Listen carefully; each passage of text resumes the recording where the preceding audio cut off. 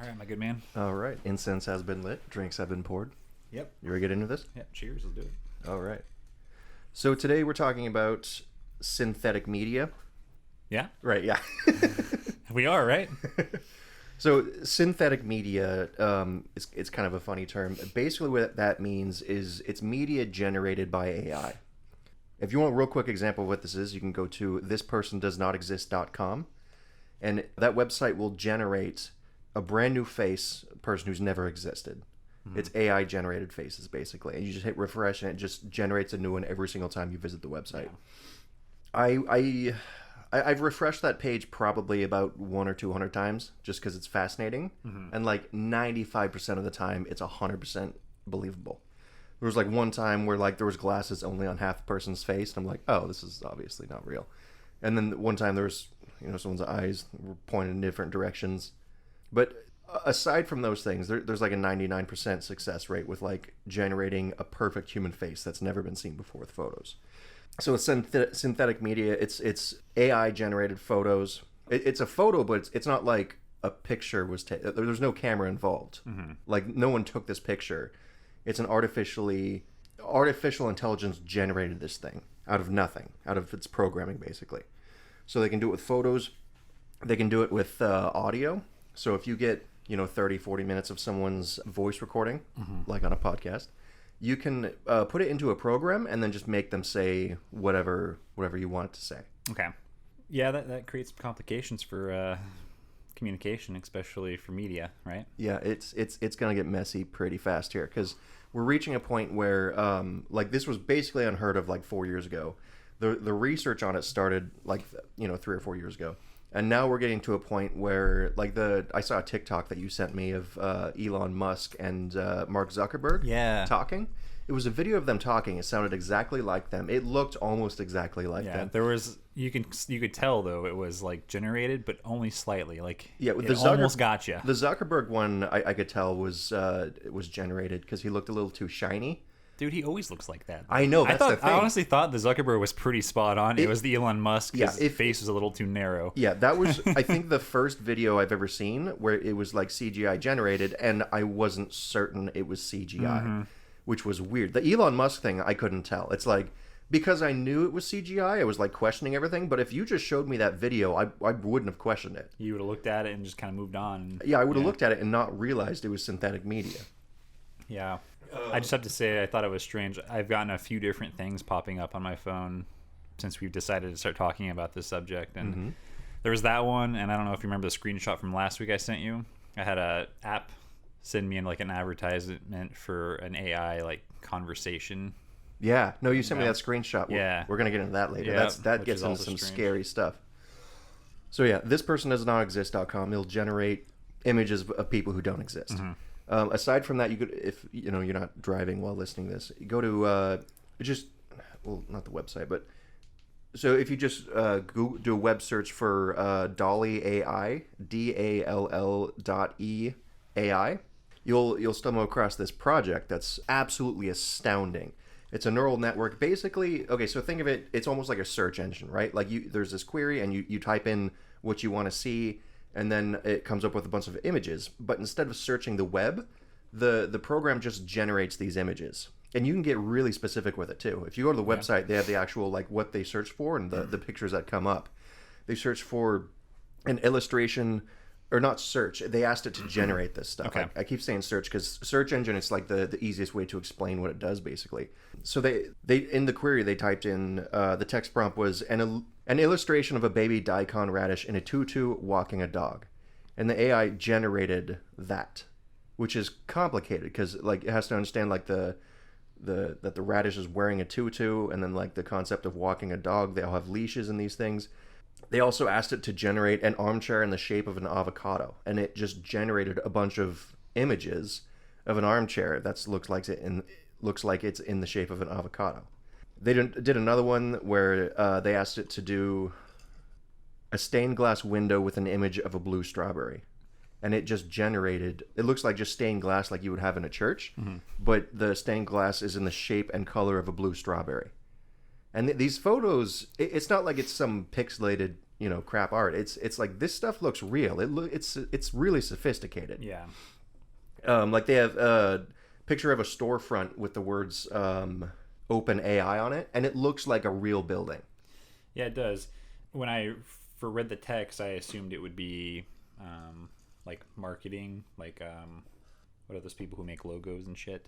Like graphic design? Yeah, like a graphic design. But no, it's like as if a person took a photo of a store in a city somewhere. The way that it's created. If you're not driving, I highly recommend you look this up because it'll really help explain what synthetic media is. It's openai.com/blog/Dolly, DALL-E. Yeah. I got all this data from listening to... Basically, Nina Schick came on a bunch of podcasts that I listened to. She was on the Yang podcast. She was on the Sam Harris podcast. I think she might have been on Joe Rogan. She was on their podcast, and that's how I found out about it. Basically, it's going to get kind of messy and complex in the future because you're going to have news media, basically, that instead of, like, the president does a speech, instead of the news media sending someone down with a camera to film it, and then they, show the recording, media just generates the speech. That's where we're headed. That's what all media is going to be, basically. Like 10 years from now, maybe not even 10 years from now. Like they're talking about how it could be done in the next like 3 or 4 years, where all media can be basically just AI generated. So, what do you think the purpose of generated AI media is? I mean, well, it's going to be far cheaper because the software is basically going to be free. Yeah, I guess because originally we were talking about like the future of media. I think I have a feeling that our topic is going to devolve from like news media, which is kind of what we were talking about originally, into just generalized media and creation. But this is generalized media. But do you think, I mean, I'm sure there's going to be some sort of insidious type behavior with this sort of technology. Sure. But do you think do you think that'll be the focus, or do you think it'll be more for like freeing up time for other people? Like, how do you think this will go? What do you think the main focus will be? Yeah, I think there's going to be huge challenges with it, and I'm honestly really excited for it. So I think last week we talked about like one of the differences between the way I view media and like my parents view media. It's like my parents will see a video of something and be like, no, I know that this happened because I saw a video of it. And for me, it's like, well, videos can be like edited or cropped, and they can be like out of context. So just because I saw a video of it doesn't mean it's necessarily true. And we're reaching a point where when they start pumping out AI generated media, it's like just because you saw a video of it doesn't mean it's true, because it never happened like that. Like the AI will just generate media. So you think about like the way like Russia and China will use this on their own people. Yeah. Like it's incredibly dystopian to think about. Yeah, but then again, those authoritarian communist countries are already just subjugating their people and telling them whatever they want anyway. So it's not like what the difference is. It's whether it's a television show or a news briefing with a real person at this point. It's almost irrelevant. Yeah. But for countries in the Western world where we have a dozen different main sources competing for our attention, and we already live in a super polarized age and era where, if it bleeds, it leads. I can only imagine what's going to happen with that. And I wonder if there would be a way to regulate it, or if it would be regulated at all, because you can't have, the richest news source creating fake catastrophe for ratings. You can't slander people in real life, let alone like slandering. I mean, they get away with it, but like slandering a president, like making a generated image say something he didn't actually say, you can't, technically you're not legally supposed to be doing that anyway. Now they get away with it right now, but I feel like there is a threshold that people aren't going to tolerate. And I feel like generated AI where it's completely fake would probably be that, don't you? No, I think this is the way that it's going to go, because it's going to be so much cheaper to do this, and it's going to look better too. That's the thing, and you're going to be able to sculpt the video to enhance your own message, basically. Like imagine like a far right news media like cable news. Yeah, they do a speech of Joe Biden, but they make him look slightly off-putting, or he says it like in a meaner way than normal, or like they make him look bad, basically. Yeah. You could actually already see this with... Well, they're already doing it. What they'll do is they'll capture an image where they're like half blinking, or their like mouth is open, and then they still shot that, and then they put their caption, "POCs are bad," says President or former President Trump, and it's not even, there's no context, no relation, and the picture's not even from a press briefing. He was just like waving or some shit. Like they do that all the time now. Yeah. The only difference now is the motion, like the image will be moving. Yeah, I see a lot with like news clips on YouTube, like YouTubers who are like, you know, news reporters like Lauren Chen and Ben Shapiro. They'll do a video about how like Kamala Harris like said something that was like messed up, or like she said she's confused about something, and like they'll choose a thumbnail of her. She's confused and about she a lot of looks things, confused. Yeah, sure. But like she looks confused in the thumbnail. So it's going to be like that on steroids basically. Yeah. But I mean, we talked about this last time. I genuinely believe that maybe not quite our generation, but the ones coming after us they're not going to be hyped to this bullshit. They're going to be out of it. Or they're going to be out of media, I should say. I have a feeling that it's only going to take one or two of these false flag events where some fake ass video was created through AI. Like, here's the thing. AI is going to get really good, right? But we're going to have a period where it's like that video that I linked to you, where it's like you can kind of tell. When you read the caption, like, oh, that's bullshit. Or like you can kind of tell, but you're not sure if it's real or not. Like, reality, you know it's real. And you watch something that's like CGI that's kind of fake but kind of real, like you can kind of tell something's up. And I just wonder how many of these events where there's a image of the president saying some outlandish thing that was totally CGI'd, like how many times media will be able to do that before people just stop watching them altogether. Yeah. Because you break trust and it's done. Like, no one's going to watch a non-credible news source. So when they lose credibility because of some flop from CGI they thought was good enough, it wasn't. What happens then? Yeah, I think we're already seeing that breakdown with the media, because like most people, especially our generation younger, they look at the media and they don't trust anything. Yeah. And our generation for sure is skeptical, and I think a lot of us are intolerant to bullshit. I worked with a lot of kids in my last job before I moved here, and those, like, the generation under us and the one coming after them, they're not going to take any kind of bullshit from anyone. They're super nihilistic and they're super critical of every single thing they're told. And I just don't see media with AI actually being successful. I really can't. Entertainment for sure, but not news. Yeah, for sure. I think, yeah, we've said this before, but I think the cable news and the media in general is kind of in a death spiral. Yeah. And it's not like... Do you think they're going to end up nuking themselves, though? Do you think they're going to hang themselves with this kind of technology? I don't think it's like the type of thing that will like end news media. Because like you still have newspapers. There's just far fewer of them than there used to be. Yeah. Synthetic media is going to be like the main thing. It's not going to be like, oh yeah, we slipped in a little synthetic media here. It's going to be like literally all synthetic media. Like from about 4 years out, give or take, going on, it's all synthetic media. So do you think they're going to make the, like, do you think it's going to be traditional how it is, where there's someone sitting at a desk and it's just going to be CGI'd? Yeah, I think that's certainly how it's going to be starting out. Or it might start out with like that person's still they're there. Going to use the same person for every single news station because it's just cheaper that way.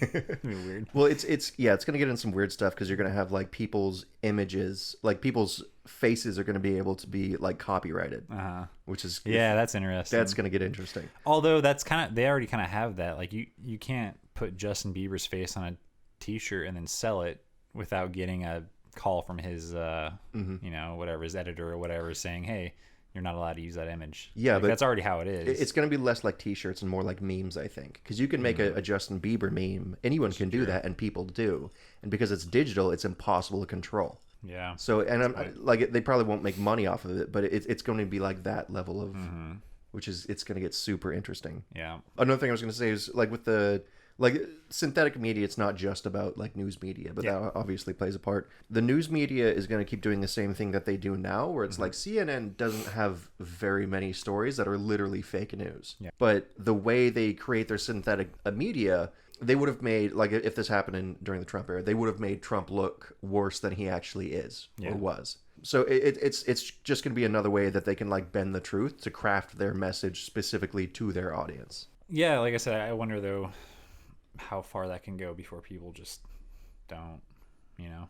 I believe, like, I'm usually pretty nihilistic, but this is one of the things that I actually have faith in people to understand that it's bullshit and it's fake. The moment that reality leaves the media, I think, is the moment that like the average the average folk just like step out of it. Yeah. There's always going to be the far left and far right and the far extreme that'll absorb that shit, and the old school people like our parents' generation who will still be a part of it, not even realizing it's fake for most, you know, CGI'd or fake or created.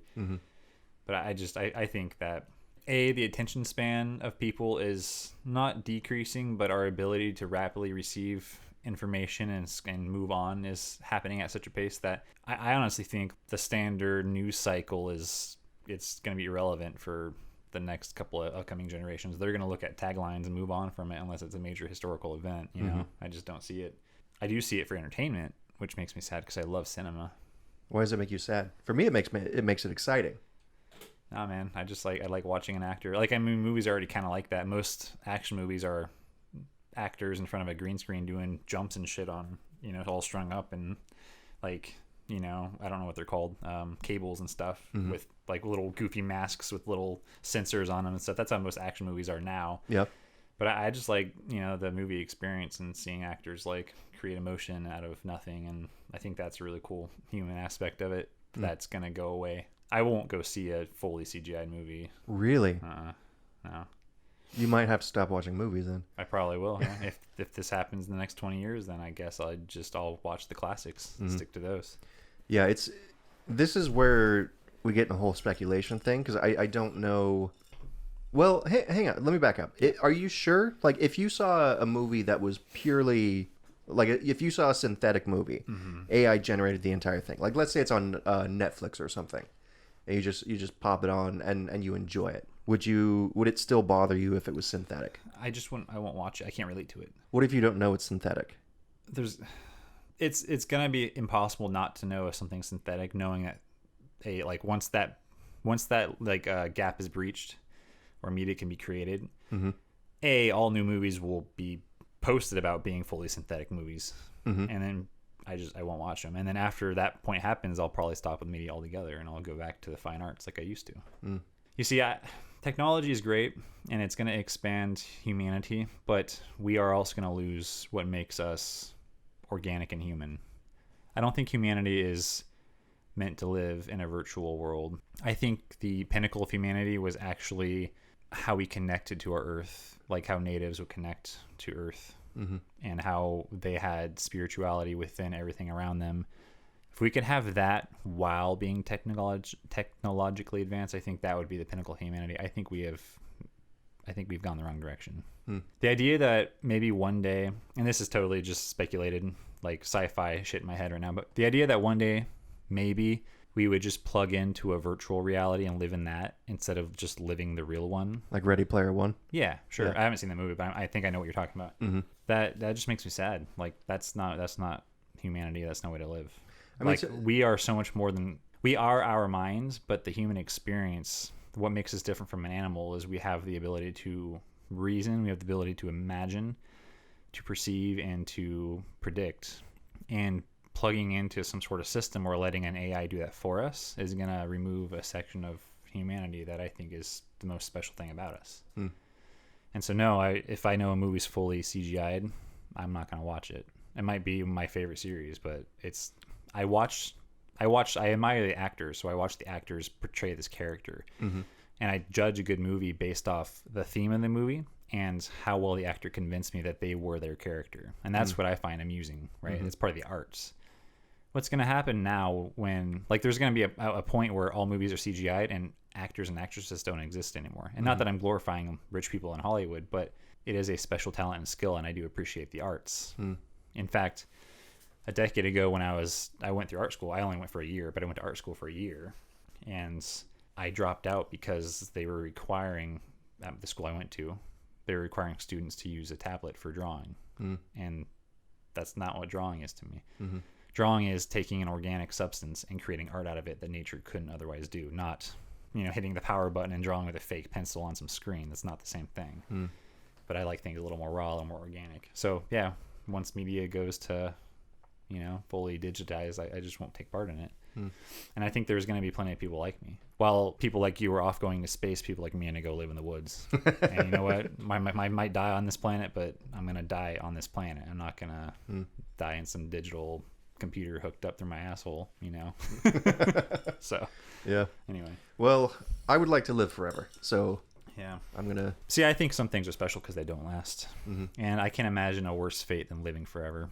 Imagine watching your world die, your friends die, your family die. I mean, we talked about this months ago where one of the worst days of your life is going to be watching your parents die.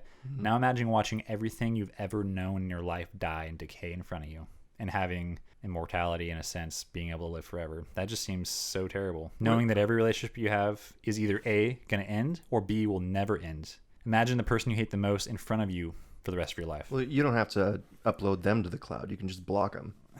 Yeah.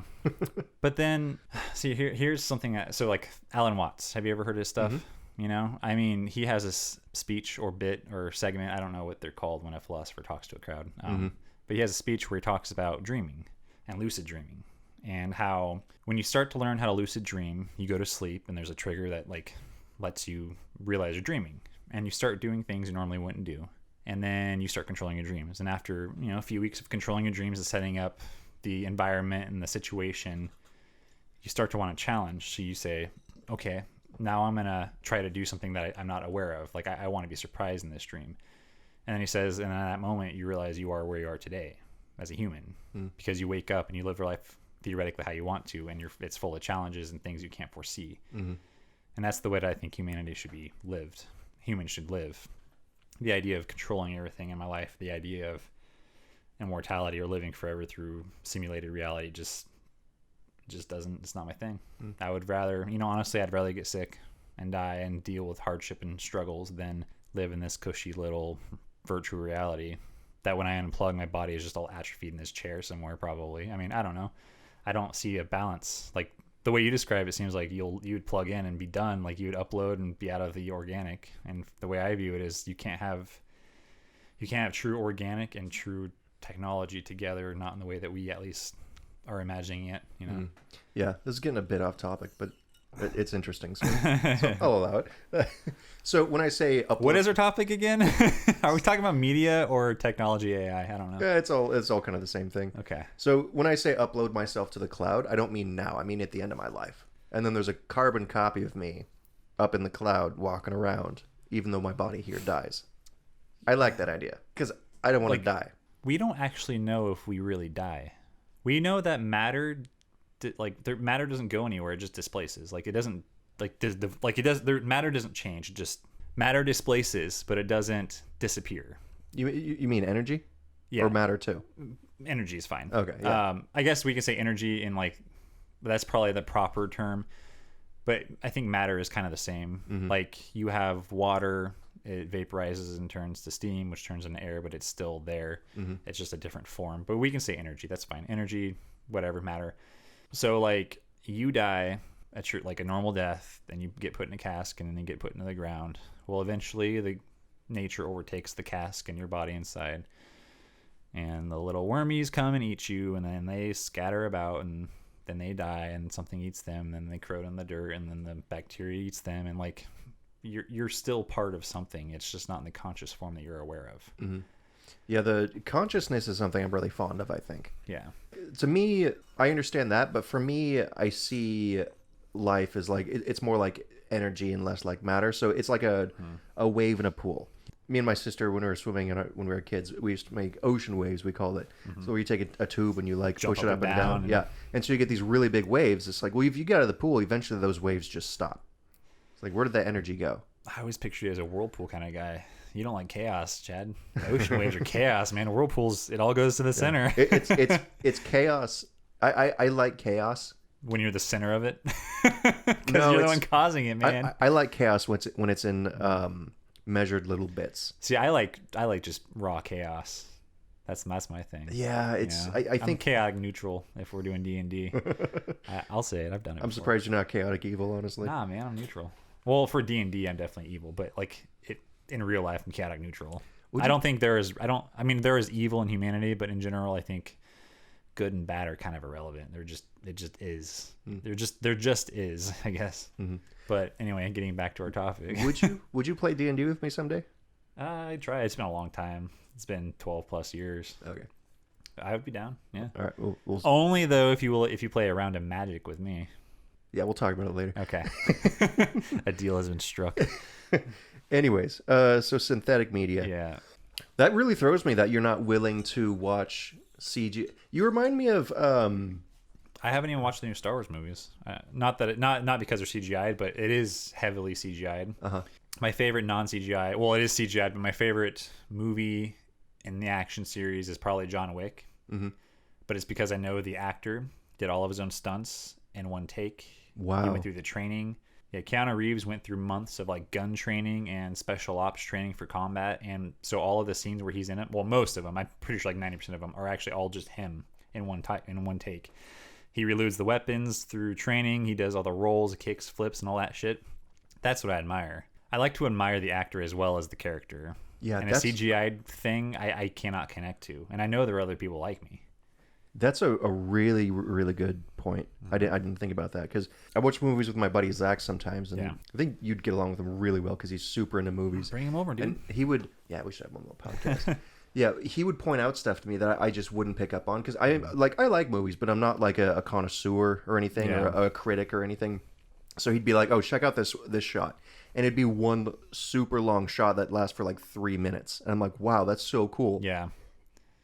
But if it's synthetic, then all of a sudden it's like, oh, there's less art to it now.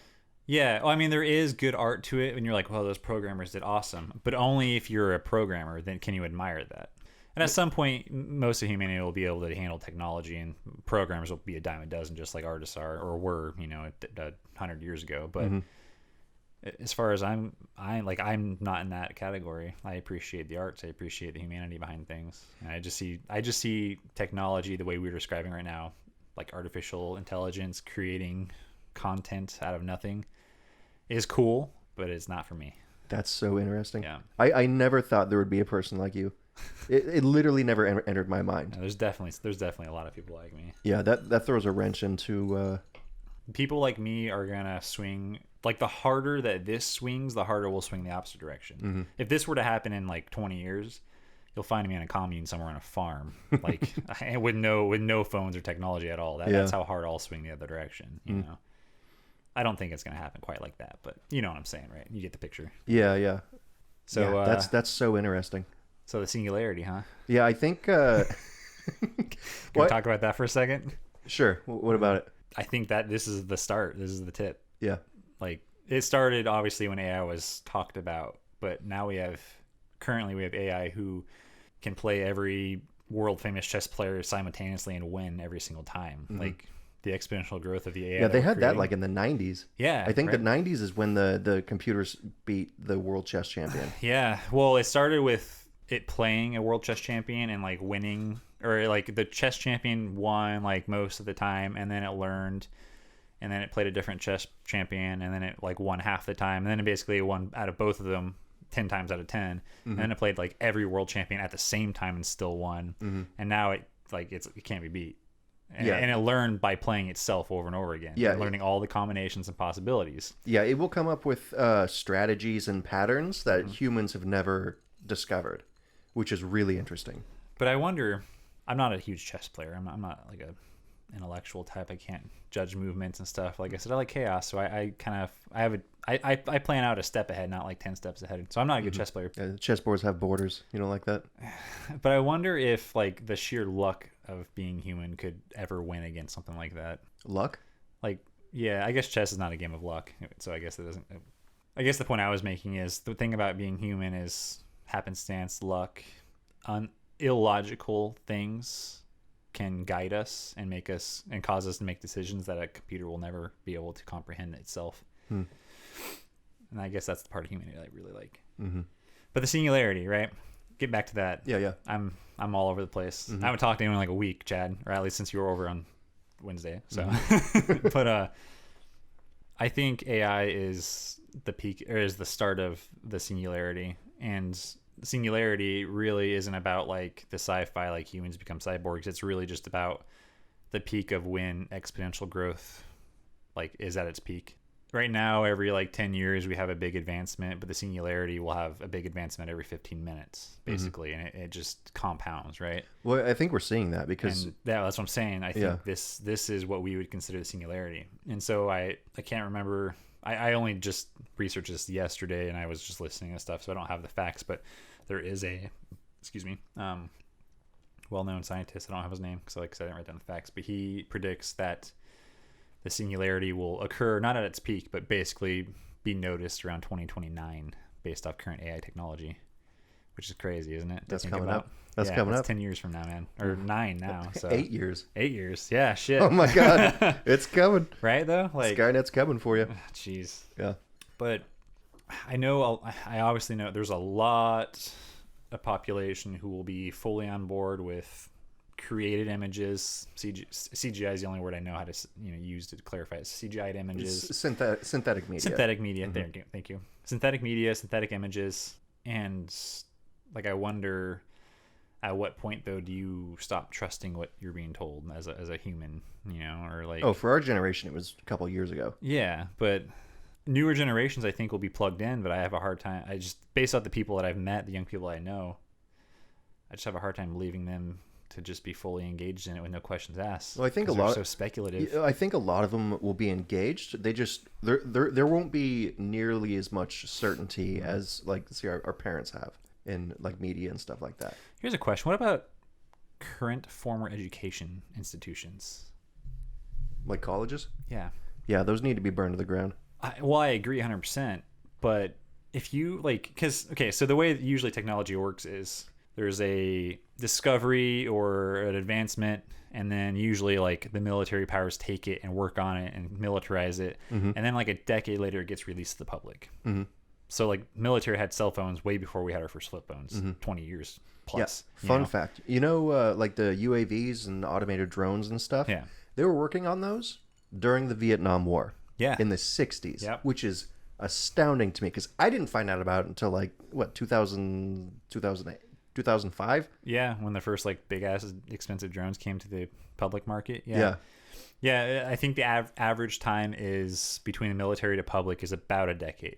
And so at what point does our cell phone become an AI that can answer any question we have? Right now it is basically an AI, but it's our bandwidth is limited. We have 2 thumbs. We have to type in what we want. Yeah. I mean, and what we see isn't actually artificially generated. Like, that, I guess the algorithm that shows us what is. But, like, you type into something to YouTube and the algorithm will show you videos. Those videos were made by people. Yeah. So it's going to be way different. Yeah, but the way that I kind of see it is, at some point the internet will probably become, not like self-aware, but it'll become synthetic, where, like, right now it's right now, like, the internet and Google is a collection of other people's searches that interlinked together. So, like, if you have a question, you can go to Google. 1 million other people have asked it. It's been answered by 1 million other people researching and creating websites and such. And so now we have this collection of information. But at some point, I would imagine our phones or our devices, whether they're phones or there's some sort of implant or whatever it is, are going to have some sort of AI in it where it interfaces with us directly. No more thumbs. Like, you could just think about something and it pops up. Elon Musk's Neuralink is actually doing this right now with chimps, I think. Monkeys, yeah. Yeah, did you see that? I saw that video Isn't today. That crazy? That's wild. Which we'll talk about in just a second. So that we're, like, already starting that process, right? So at some point, all of the information that's ever been inputted into the giant network that is Google or any other search engine will be instantaneously accessible through us without even having, before we have the thought of what it, like, I'm going to go to Google and Google this, it'll just appear in our head if you have the implant or whatever the device is, right? At what point does college current institution become completely irrelevant? Yeah, that's one of the the implications of synthetic media are massive, because it's not just with the news media, it's not just with movies, which I understand you wouldn't be down. Okay, so let's say you and Jenna have a kid, and it starts growing up, and then you can choose, like, a human teacher, or you can choose this basically a computer with synthetic media on it that knows how to teach kids super, super well, because it's done through machine learning. So, like, let's say you have 100 schools, right? And you put this program on in front of all these kids, and each of those, in those 100 schools, each of them teach the kids a slightly different way. At the end of the month or so, they all get tested. Yeah. And whoever scores the highest, they implement more of those, and then you just do that month after month. Pretty soon, you're going to have synthetic media that's super, super good at teaching kids. Yeah. So we fire all the teachers, burn all the colleges to the ground. Well, if you compound, like, let's, like, I'll go, because it's the only example I know, Neuralink, right? Right now, Neuralink's under, like, animal trials, which means human trials are not far behind. Yeah, see... But let me finish. This is just that's just the detail, right? Yeah. And so once humans use some sort of device like Neuralink where we can with our mind search up stuff without using thumbs, and then we're connected to the web with our mind, like the sky is the limit. So at that point, then the future is obviously making that transaction easier on our biology. So like you don't have to have brain surgery to do it. It'll be just some sort of other implant or less invasive implant. Mm-hmm. And then it would be, in my mind, would be finding a way to give it to our younger youth. Mm-hmm. Like, I mean, regulation, sure, 18 or whatever, but like, you don't even need to have kids go to normal education. You can have little geniuses running around at that point if you can introduce them to all information ever known, right? I mean, brain development probably has some sort of play in it, but like... Yeah, God knows what the human brain would do if you put this in a 5-year-old and they just had access to... Their head would probably literally explode. God. Yeah. Well, I'm skeptical about the Neuralink thing. I think it's super exciting. Yeah, that's the only example we currently have. That's why I use it. But technology can only go as fast as culture goes. So like Google Glass was a really cool idea, and I think it's gonna be mainstream in decades or whatever. I ain't wearing fancy glasses like that. They're just so dumb looking. No, I know. First of all, it's dumb looking. Second of all, people thought it was creepy. So it was a new technological advancement, and it was really cool because you could do like augmented reality and stuff, and it had so much potential. But because culturally it was weird, it didn't take off. When you start talking about planting computer chips and shit in people's heads... Well, that's the current way to do it. I don't think that's going to be the only way to do it. Yeah, still, though. If you think about something and you get the answer, that's pretty much... It gets weird. Like, I'm super into... I got to interrupt. What's funny is I would do that for my kid. If I had a way to give them information they wanted to know, yeah, I would absolutely do that. I don't think because it's not... That's self-influence, theoretically, as we understand it. It's not, but you're not removing the human thought process behind it. Like, because as a human, you still want to experience tangible things. Mm-hmm. But I can't tell you how, like my garden and backyard, I had to Google every little thing I did out there. I Googled it, but I still did it. But if I had a kid that could just imagine what it would be like and then go build it or go create it or go do it with that background knowledge that's already there through the whole network, I would totally give them that opportunity. Man, you're a different kind of person, man. Okay, so when it comes to like Neuralink and stuff like that, the culture has to catch up to it. Yeah. And so when you start messing with that, it's like I don't really know what it's going to look like, even if it's just something that you like put on your skin or something. When you say the culture, what are you referring to? Because America doesn't have like one standard culture anymore. So you're gonna have a group of people. We do to a certain extent. We have a shared language. Kinda. Yeah, there's. I mean, maybe in a generalized sense, but every city has Chinatown, every city has Koreatown, and those people, a lot of them don't speak native American English. They speak Korean or Chinese. Yeah, I don't know exactly how to explain Western culture. Maybe so. Like humans are made of matter, so there's like a biological basis for all of that. Yeah, culture is like one level above that. And it's basically built on top of that. And there's certain things like no one is going to have a shoe store that sells, 2 left shoes for everything, because it's like humans have a left foot and a right foot generally. So it's basically sort of built on that. There's certain commonalities that all humans share. Mm-hmm. Like that's what I mean by culture. Okay. And then it does get like way more specific when you get into like, Cottonwood culture versus Reading versus LA versus New York. But that's why I'm asking, but Google Glass was unpopular everywhere. Yeah, because people who didn't wear glasses now had to wear glasses for Google Glass. No, because it was weird everywhere. Everywhere people thought it was weird. Yeah, You start talking about neural implants, people think it's weird. Like I'm pretty down with technology. Google Glass could be awesome technology, but I mean that could have just simply been a marketing issue. They could have just the marketer just fucking dropped the ball on that. I don't think so, because it was universally viewed as weird and like invasive.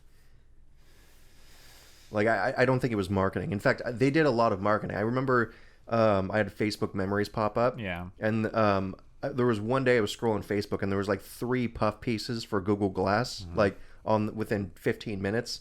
And I was like, oh, this is weird. I bet they're gonna like make an announcement about something, because they're doing these puff pieces in preparing for something. And then like the next day they announced like, oh, Google Glass for sale for normal consumers. Mm-hmm. But it was still, everyone viewed it. There was like, I don't know, 5% of the population, will say, who thought it was super cool. Yeah. And most of those people were like computer scientists, basically. Sure. almost everyone else universally thought it was weird. Yeah, but it's not really the same thing as like Elon Musk's Neuralink. To me, it's more invasive. It's more invasive, but it's not the same thing. The way that I understood Google Glass was like a toy. Neuralink is like, I hate this word. I don't want to use this word, but I don't have another word right now. Like, it's like evolution. Right? Yeah, so you start talking about that and people think it's weird. I know. I don't have another word for that. But like, just imagine that. Like, imagine not taking your phone somewhere and needing an answer and it's there. Like, just imagine that. It's not like a little piece of hardware on your face, like the glasses where you have a little screen, you're looking at it, like you're staring at the fucking clouds looking at it while everyone's looking weird at you. It's discreet, it's in the background, it's just in your head.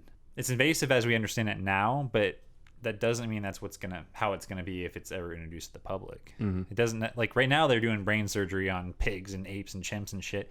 That doesn't mean humans will have brain surgery. They might have it down to some sort of just underdermal, like some sort of dermal implant that has a, I don't know, like what do they call it? The little tiny robots. Oh, nanobots? Like nanobots that do their thing, and there are gonna be people willing to give that a shot. I mean, I don't know. There's gonna be people willing to do it, but as far as like broad mass appeal, I'm kind of skeptical about. Like, I would definitely consider it because I'm pretty like I'm down to try like gene therapy to help me like fix my color blindness. I'm 100% down for that, but when it comes to like nanobots and stuff like that, it's like I'm kind of into it, but like virtually everyone I know is like, oh fuck no, I am not doing that. We talk to different people, because the people I know are not down for like simulated reality where you plug in, but they'd be down for like. See, that's so interesting, because with the simulated reality, I can take the Oculus off anytime I want. The way I look at it is like let's say we do Neuralink as it's understood now. It's an implant in my brain, and I know I could do it. It was affordable. The risks or whatever, but like I would do that over living in an Oculus, because a Neuralink won't actually hinder the human experience. I can still do everything I want to do now instead of having to Google on my phone. The information's in my head. So I can be proficient at anything I want to try, but I still get to decide if I like it or not, and I get to actually feel the pain, feel the exhaustion. I get to think about it, because Googling something and seeing the image and then actually doing it are two different things. Like carpentry, like the garden boxes I built for my sister.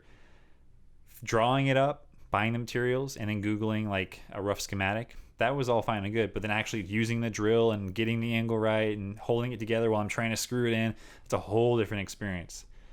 Neuralink won't impact the human experience of what I want to do. It'll just greatly help my chances of success. Whereas simulated reality, I'm not actually doing anything. I'm just having a dream basically, and then I wake up and I haven't done anything. You still lose the time. Yeah, but you can be in space, man. That's cool. I don't know. I'd rather be in the woods. Yeah, I think there's room for both. Like, I guess. I don't know, man. Okay, so I like being cold. I like being hot. I like being fatigued. Okay. I like learning. Think of it like this. So you mentioned you started gaming again, right? Yeah, I play games in the morning a little bit. It's just like that. You check out, go to a different world for a couple hours, and then you unplug from that world and come back to reality, and then you're back in reality. Like, I don't see myself waking up, putting an Oculus on, and then going about my day, and then taking it off at night when I go to bed. They have a movie about that, don't they? Ready Player One. No, it's a different movie. Really? Yeah. No. I think it's. Oh, it's a book I'm thinking of. A book called Cell. Like, I think it's a Stephen King novel where people answer their cell phones and then like someone like turns them off. Anyway, I don't know. I'm not going to spoil it, but yeah. Well, even in that case, that still seems kind of pointless. Well, then why do you game if it's pointless? Well, I game because I wake up at 4 a.m. and from 4 to 6, it's not polite to go outside and start digging and sawing and making loud noises with my neighbors. So that's why I do that. And because I'm not getting enough sleep with the puppy to actually like write. Gotcha. So I play a game. Like I would do VR for a couple hours for fun, sure. But like as a lifestyle, no. I don't see it as a lifestyle. Gotcha. And then it's just a really expensive toy.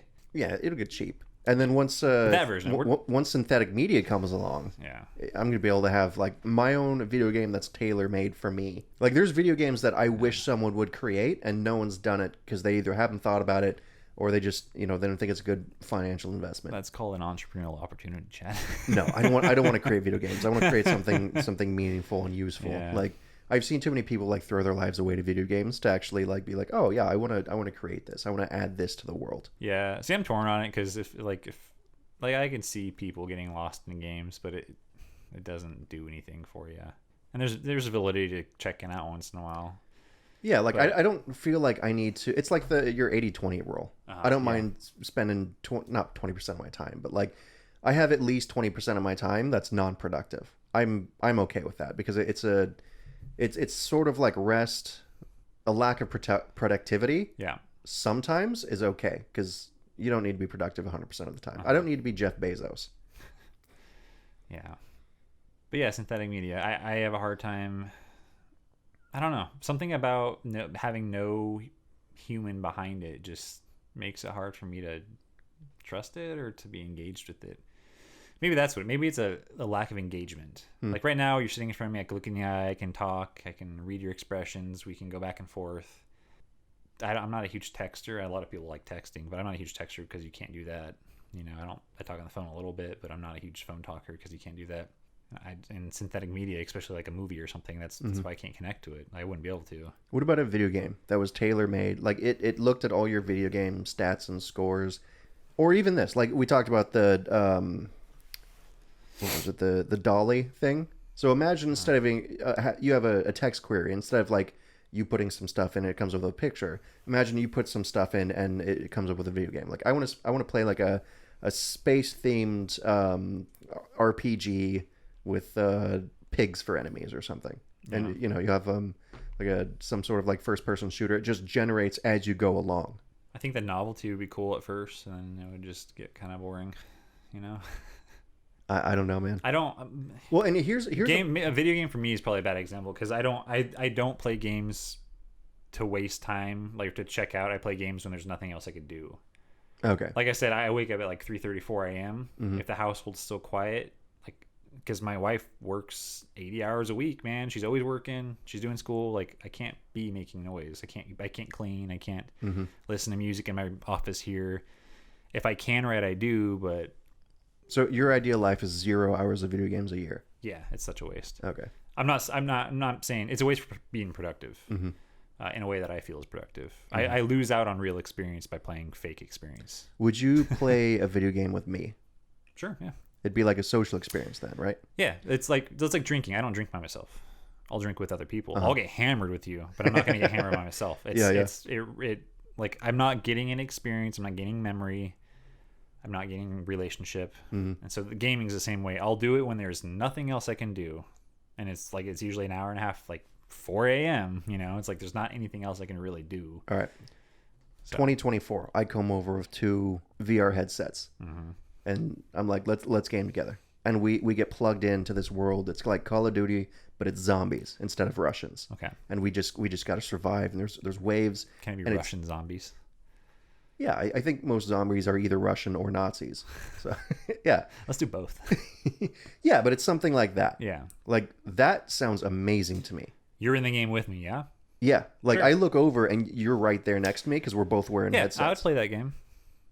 Because it's a social connection point. Would you watch a synthetic movie with me? I would, but I'm not going to be that interested in it. Okay, yeah. I get that. Like I said, though, I admire movies for a different reason. I don't need... Like, a video game, once again, I don't play it for entertainment because I need to be entertained. I'm much more entertained hiking in the woods by myself, sweating, hot, tired. I play games when there's nothing else I can do to fill that time. Really late at night, really early in the morning. There's nothing else I can do without leaving my house because I do want to be comfortable. I could go to the 24-hour gym that I subscribe to, but that's not fun. And I'm tired. Watching a fake movie with you.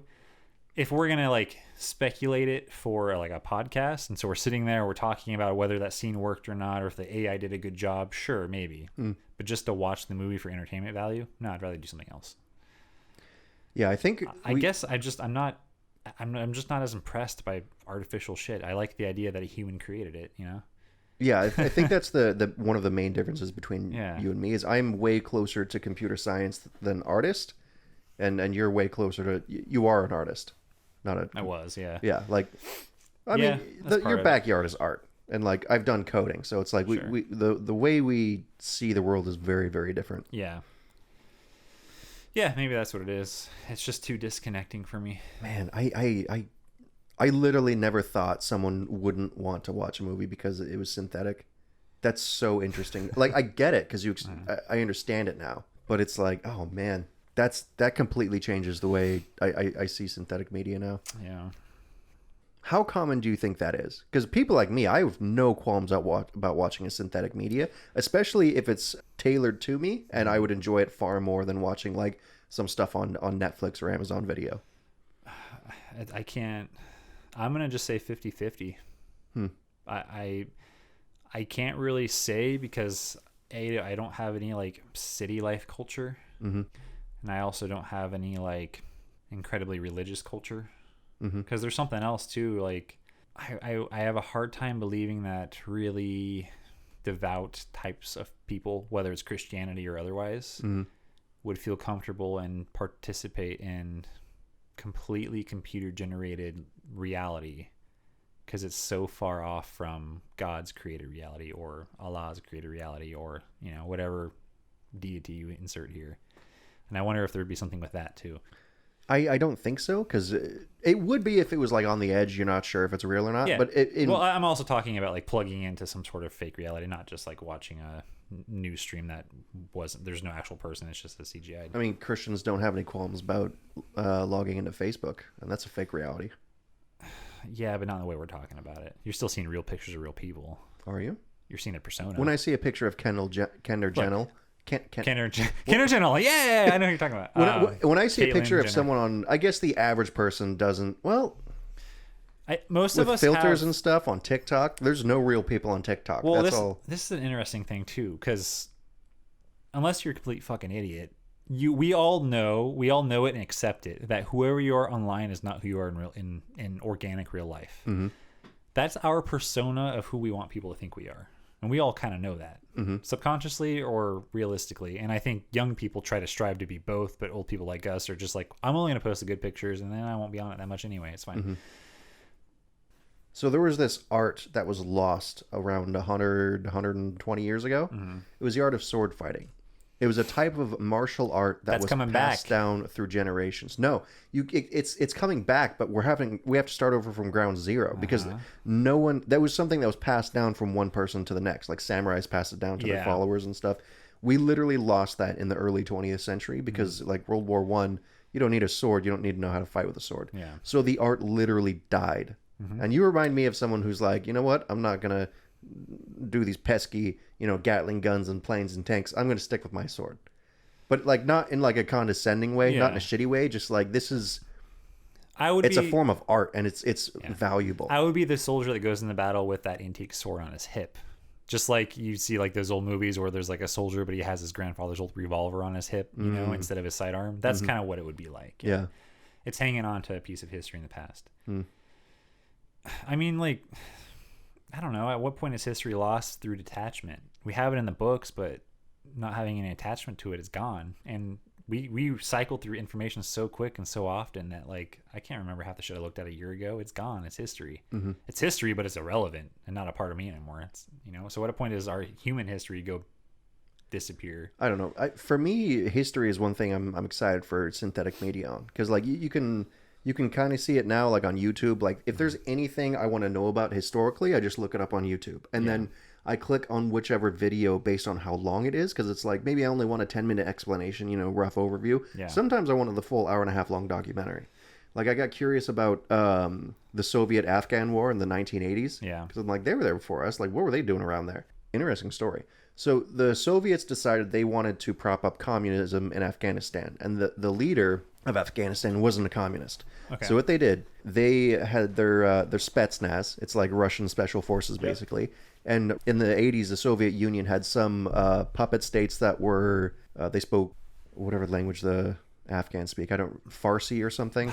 Dude, I've got nothing. Yeah, it's something like that. So the Russians took Farsi-speaking special forces, parachuted them into the palace where the president was, and they went through and just completely assassinated everyone, wiped everybody out, assassinated the leader, and then they tried to like just prop up the communist leaders. It was a total mess of a situation.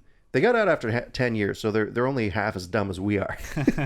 But it's interesting too because the U.S. started funneling like weapons and stuff to the Mujahideen. It was like the Taliban before they were the Taliban because they were fighting Soviets. We gave them a bunch of shoulder-mounted rocket launchers that would take down like their choppers, and it was this huge mess. Yeah, they killed a bunch of civilians. Like, anyways, back to so we have random story that doesn't matter. We're both going off topic. It's fine. So when it comes to synthetic media, imagine like instead of like someone having to spend 10 hours to create this 5-minute, 10-minute video. Yeah, You can just have synthetic media just pull it up and be like, oh yeah, here it is. How long of an explanation do you want? Do you want 10 minutes, 30 minutes, what? And then they just explain it to you. And that's going to be so amazing. Like I think about putting on a VR headset and then going back to like one of the ancient Roman battles or something. Yeah. Being Being able to watch did you hear about the Roman bridge that they built across the Rhine River? No. Oh man, I'm not going to explain it because I wouldn't do a good job of it. Basically, across the Rhine River, you had like these Gauls and like barbarians and stuff, and then you had like these civilized Romans with like swords and stuff and engineering. Yeah. Basically, they built a bridge across this river, and it was like the most amazing thing ever because like the barbarians had never seen it, and Gotcha. They equated it to like, oh, this would be what it would be like if aliens landed on Earth because it was so foreign to them because they were so foreign and so advanced. Yeah. Anyways, like I would like to just pop on a VR headset and then just be like, oh, tell me a story of something that happened in history. Be like, all right, let me tell you about the time the Romans built a bridge across the Rhine. Yeah. And you actually get to go there and like see an aerial view of it happening. And because you're describing it as a form of like entertainment, which enhances our experience as entertainment and education. Yeah, exactly.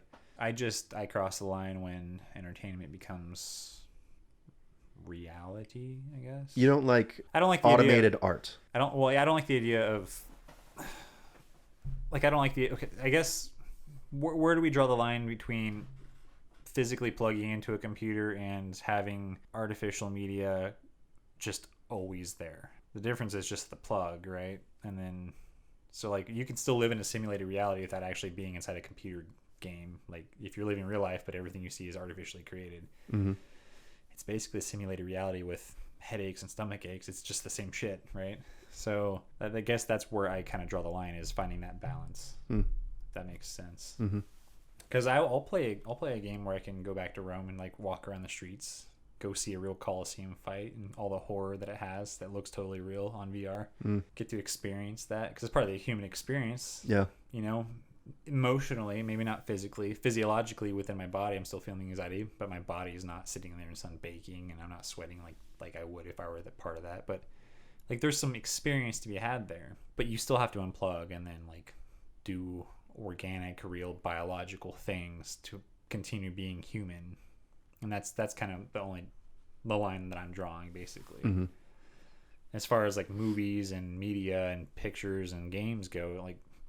I'll watch a movie the same way I'd play a game if there's absolutely nothing to do. But for education, sure, absolutely, 100%. And I also think Neuralink's probably the step beyond what we're talking about too.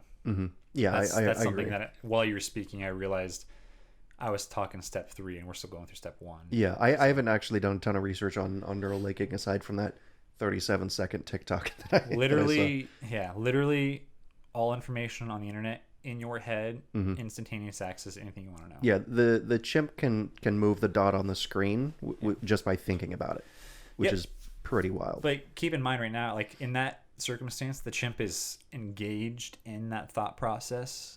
The idea is you won't have to be engaged in the process. It'll be there in the background. Which in my mind is basically the singularity. It's like, like you've compounded all information and it's all readily accessible, and you don't even have to, like, you can think about it the same way that you think about thoughts while you're going about your daily life. So like you could still be working and still have access to all information and do both at the same time. Any question you want answered while you're working, it's there. But you're still working. It's not like you have to be like sitting on a couch plugged into something somewhere.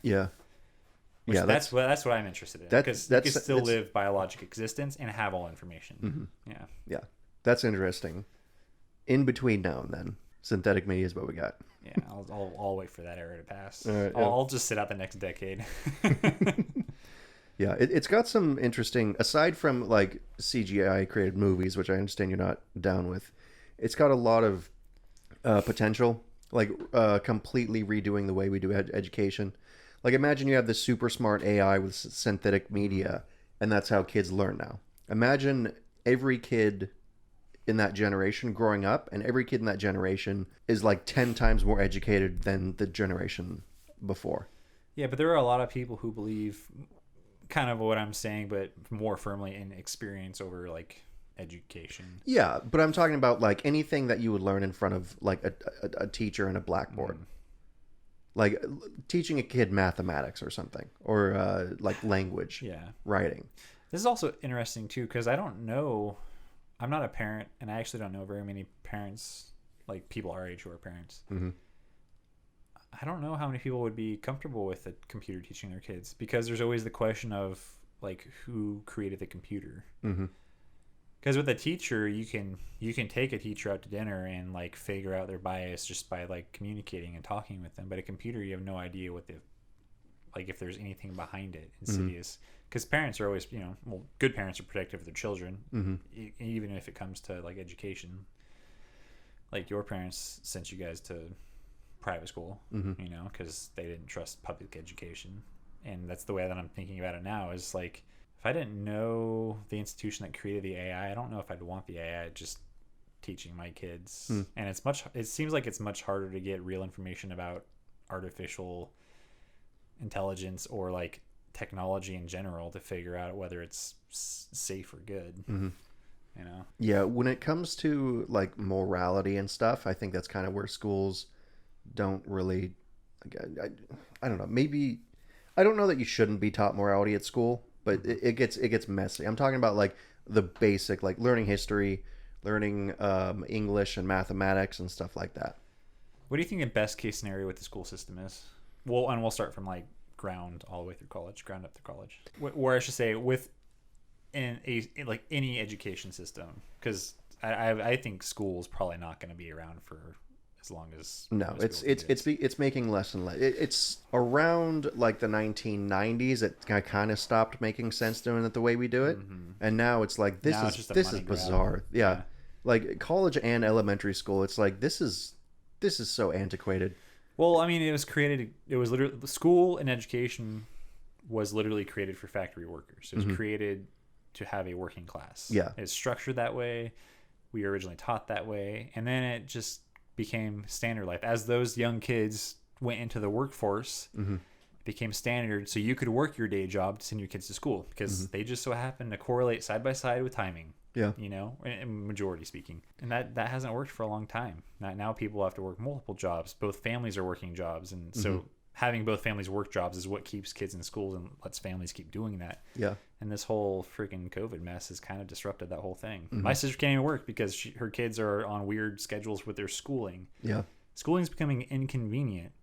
If the parents are home anyway, and now we have so many options like homeschooling, online learning, distance education learning. Like my sister, like she's thinking about doing homeschool and distance learning with her kids next year. I think this will really, really empower homeschool parents, because I think that'll be standard. Imagine, yeah, I think so too. Imagine having homeschool, but the parent doesn't have to teach the kid because it's all and like you could have different brands too. Like you can have like a Young Earth creationist version of where they only teach out of the Bible, and then like you have a science-based evolution approach, and like different brands of schooling basically. Yeah. And frankly, like that sounds super exciting, because I don't know if you've seen like teachers try and teach 10-year-olds over Zoom. It doesn't fucking work. It doesn't fucking work. My niece is 8. I don't know. She's between 8 and 10. You're a bad uncle. And she cannot sit in front of the computer for more than a half hour. She gets yelled at all day long because she can't. It's not that she has like ADHD. It's that she's a kid and has energy and needs to go do stuff. And at least with the school she's going to, they don't give them like breaks and recesses like they would in normal school. They make them sit there for like 4 hours at a time. Really? And she's like a fucking 10-year-old. Oh my god. Yeah, imagine, so you got this synthetic media AI who's teaching your kid, And, the AI has the camera on, so they're getting feedback, so they can tell what works and what doesn't. So it constantly learns how to teach your kid individually. It in a millisecond versus a month or a year of research. And it can tell when your kid zones out, so it can like gently guide them back. Or they can tell, okay, you've zoned out 3 times in a minute. It's time to take a break. Go run outside, or go play Minecraft for 15 minutes and then come back. Yeah, it's going to be just 1,000 times more efficient. Yeah, I agree. Yeah, I'm on board with that as long as there's a way to figure out. Here's the thing that startles me right now. Currently, AI development is not regulated whatsoever. So Joe Schmo with $1 billion can study AI and create an AI for his own agenda. Not political agenda. It could be political. It could be ideological. He could Joe Schmo or Vlad Schmo. He could be the fucking Joker from the Batman. Just wants to watch the world burn, and he has a lot of money to do it. Nothing is stopping anyone from doing that right now, and it's probably happening. We're just not there yet. Like where it's like public, but I guarantee you, there's some insidious factor somewhere. But once like synthetic media becomes mainstream, how do we know what came from where? Because I certainly like to know like when Jen and I have children and we want to send them to school, if that's still, if the current education system is still in place, we're going to do some research on the school superintendent before we send them to that school. Yeah. We're going to look up if there were any gun shootings or any kind of what kind of politics they have. Because not that we're biased one side or the other, but we don't want our kids to be steered in a direction. We want our kids to make their own decisions, come with their own conclusion. Yeah. How do you do that with an AI? With that, it's just that kind of information is hard to, as it stands now, is hard to find, let alone when everything's synthetic. I just wonder where it goes. That's startling to think about. How do you know something is safe if it's totally synthetic and it's smart enough to interact with you in a way that it guides you within that, just like that, like the snap of a finger, where it can guide you in the direction it wants. Whew, that's freaky shit. Yeah. I think a lot of it is going to be open source, which is good because it'll be free, number one, and number two, it's like people will be able to look into it and see what the deal is. Yeah. And then aside from that, it's like, yeah, I don't know, man. We have AI. So here's another question: when the AI becomes smart, where it can interact with you instantaneously and guide you through your preferences, and your guidance, whatever parameters you set. What else? What else do you need? You can be educated instantly because it'll know what you're looking for, what you want. And AI is not just going to be synthetic media. When we get AI, which is the Singularity 2029 thing, once AI becomes smart enough to assist us with education and media, of course it'll be smart enough to assist us with physical tasks. It'll be able to program physical tasks. It'll be able to program efficiencies. So it's going to happen kind of all within a decade, where factory workers don't need to work anymore. Educators, teachers, won't exist anymore. Media, there'll be no newsman anymore. It'll just be generated through a synthetic media.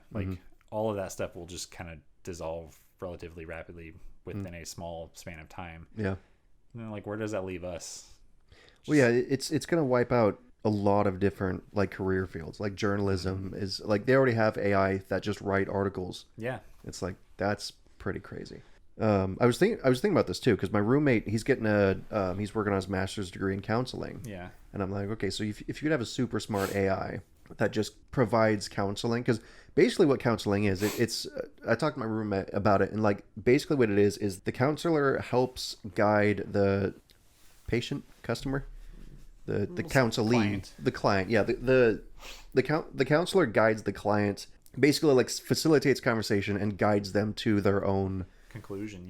Yeah, to their own way to fix themselves, basically. It's not they get fixed from so if you get an AI that learns from machine learning, and then you put it in front of 100,000 hours of data from 50,000 people, it's you could get a machine learning AI that knows how to give people professional level counseling and therapy. Yeah, theoretically. So there's one thing that an AI can't compensate for, and that's just human kindness. human interaction. Yeah, because it's not real if it's coming from a robot. Well, like okay, so someone who's not mentally sound, and I don't mean like crazy, I mean someone who's distressed, trauma, like you're going to a counselor for trauma or depression.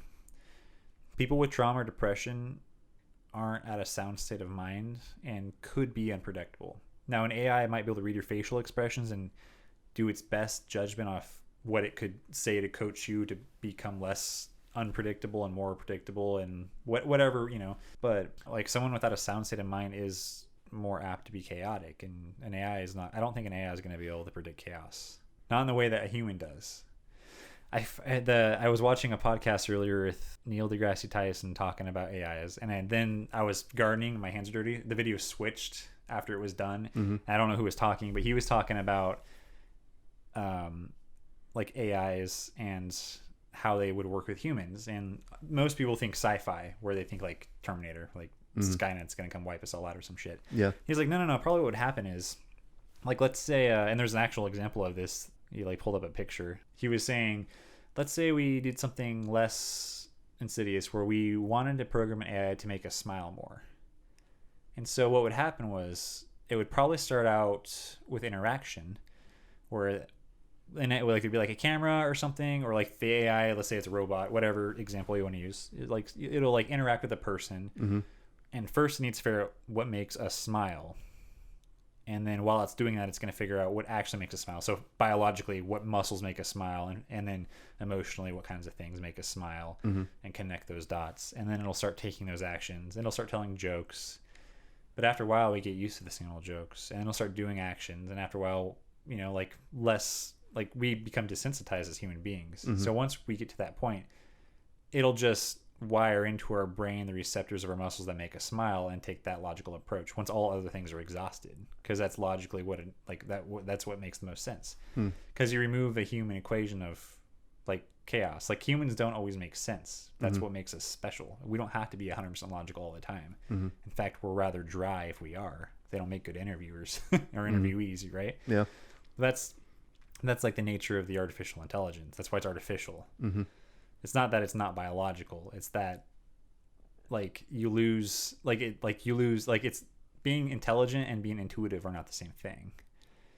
And so I wonder if you put a psychologically disturbed patient, whether it's severe or something small like minor depression, if an AI could actually handle that, because you can't account for the actual human condition and the spirit of humanity. Yeah. You can only account for the symptom and try to fix it with a certain parameter of cause. Right. Well, the thing behind machine learning is you give it 50,000 hours of trials, and then it learns what works and what doesn't. And when humans do things that are unpredictable, it'll learn that humans do things that are unpredictable a certain percentage of the time. It might be able to see like what cues lead up to that. Like it's not just like, oh, it's a really good algorithm that can pacify humans. It's like, no, this thing learns based on its experiences, and it builds on itself. Yeah. I think we have something in us that makes us completely unpredictable, even to a super smart AI. I think there's something there. I do think that example that I just gave would be a good one. Like, we all have a different sense of humor. So unless the AI knows everything about you from the start, it's got to go through 50,000 hours of figuring out what you find is funny before it can even get to how to fix you. Well, humor is tricky because humor is kind of different. Humor is really, really complex. It's not just like... No, yeah. Okay, you're latching onto a specific example. But if a therapist... Like, let's say I go to a therapist for depression. One of the things a therapist might do is try to make me laugh. Whereas an AI won't even consider that because it's not a logical thing.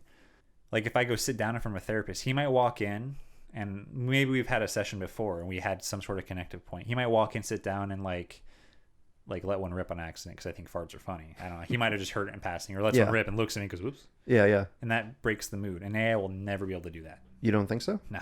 You don't think an AI can learn... It won't know you well enough. Not at first, no. But eventually, because the more you interact with it, the more it learns about you. Sure. I mean, maybe. I also think that a lot of, unless you're actually physically, mentally ill, I think a lot of emotional issues that people are seeing are from a disconnect of humanity, and I don't think an AI is going to help with that either.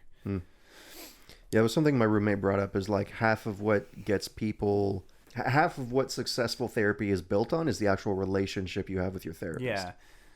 Like depressives, I think in general, I mean, there's a lot, of course, I'm not an expert. I think a lot of depressives, myself included, when I was going through a rough time, was because I couldn't connect to people or to things. Nothing mattered. There's no way to connect to it.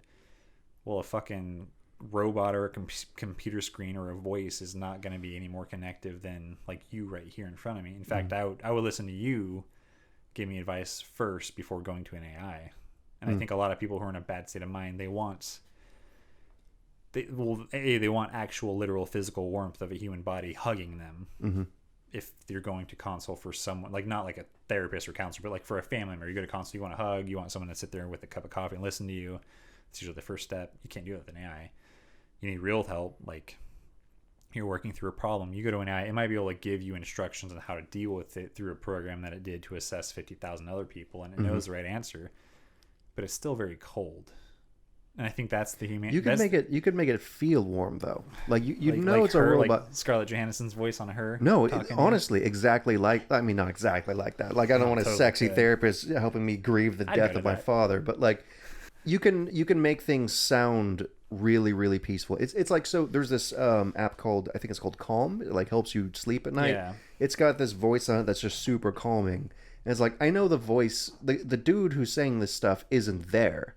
He's not in the room, but it's still it feels warm. Your calm voice is a dude talking to you in your ear while you're sleeping. I don't even have the app. I saw it on an ad somewhere. Okay. It was that was a good save. One of the guys. Yeah, it's one of the guys from not The Office, but the other one, the Parks and Rec. Parks and Rec. Yeah. His name is Ted, or I don't know. The dude with the mustache who's really grumpy.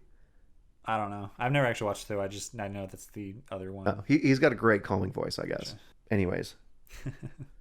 Yeah, it's because here's the thing. This stuff is going to be free too. So you're going to have people who they work a 9 to 5, so they don't have time to go to a counselor ever because they work the same hours as them, or you're going to have people who can't afford it.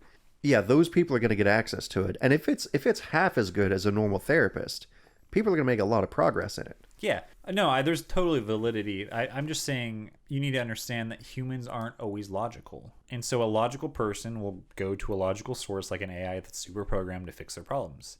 But a more earthy, non-logical, emotional type isn't going to do that. They're going to go to a person. And if that person's not available, they're going to end up as a statistic. That's just how it is. That's how I am. I know I'm logical in some senses, but I wouldn't go to an AI to tell me my problems. I'd go to your mother or my mother or to a therapist that I paid for, a human. It's not about success rates. It's about connection. And you can't, I don't think people like me are going to connect to artificial intelligence. We value real contact and emotion, and you can simulate it, but it's not the same. As human beings, we know it's not the same. So far, we have not been able to create an artificial intelligence that we as a human, or I should say an artificial image that we as a human can't detect as not a real face. There's something that we haven't figured out as a... Have you been to... we just talked about this. Yeah, this is not AI.com or whatever it was. This person does not exist.com. Go to that site right now. I'll Google it really quick. And you tell me if that's I went to it a while back. Because I can't tell 95% of the time. I'm like, this is a regular person. I have a little baby on mine right now. It's something in the mouth I can identify. That looks like a real person to me. If you... I don't know. Go to another image. I don't know how to do that. Control R. Refresh.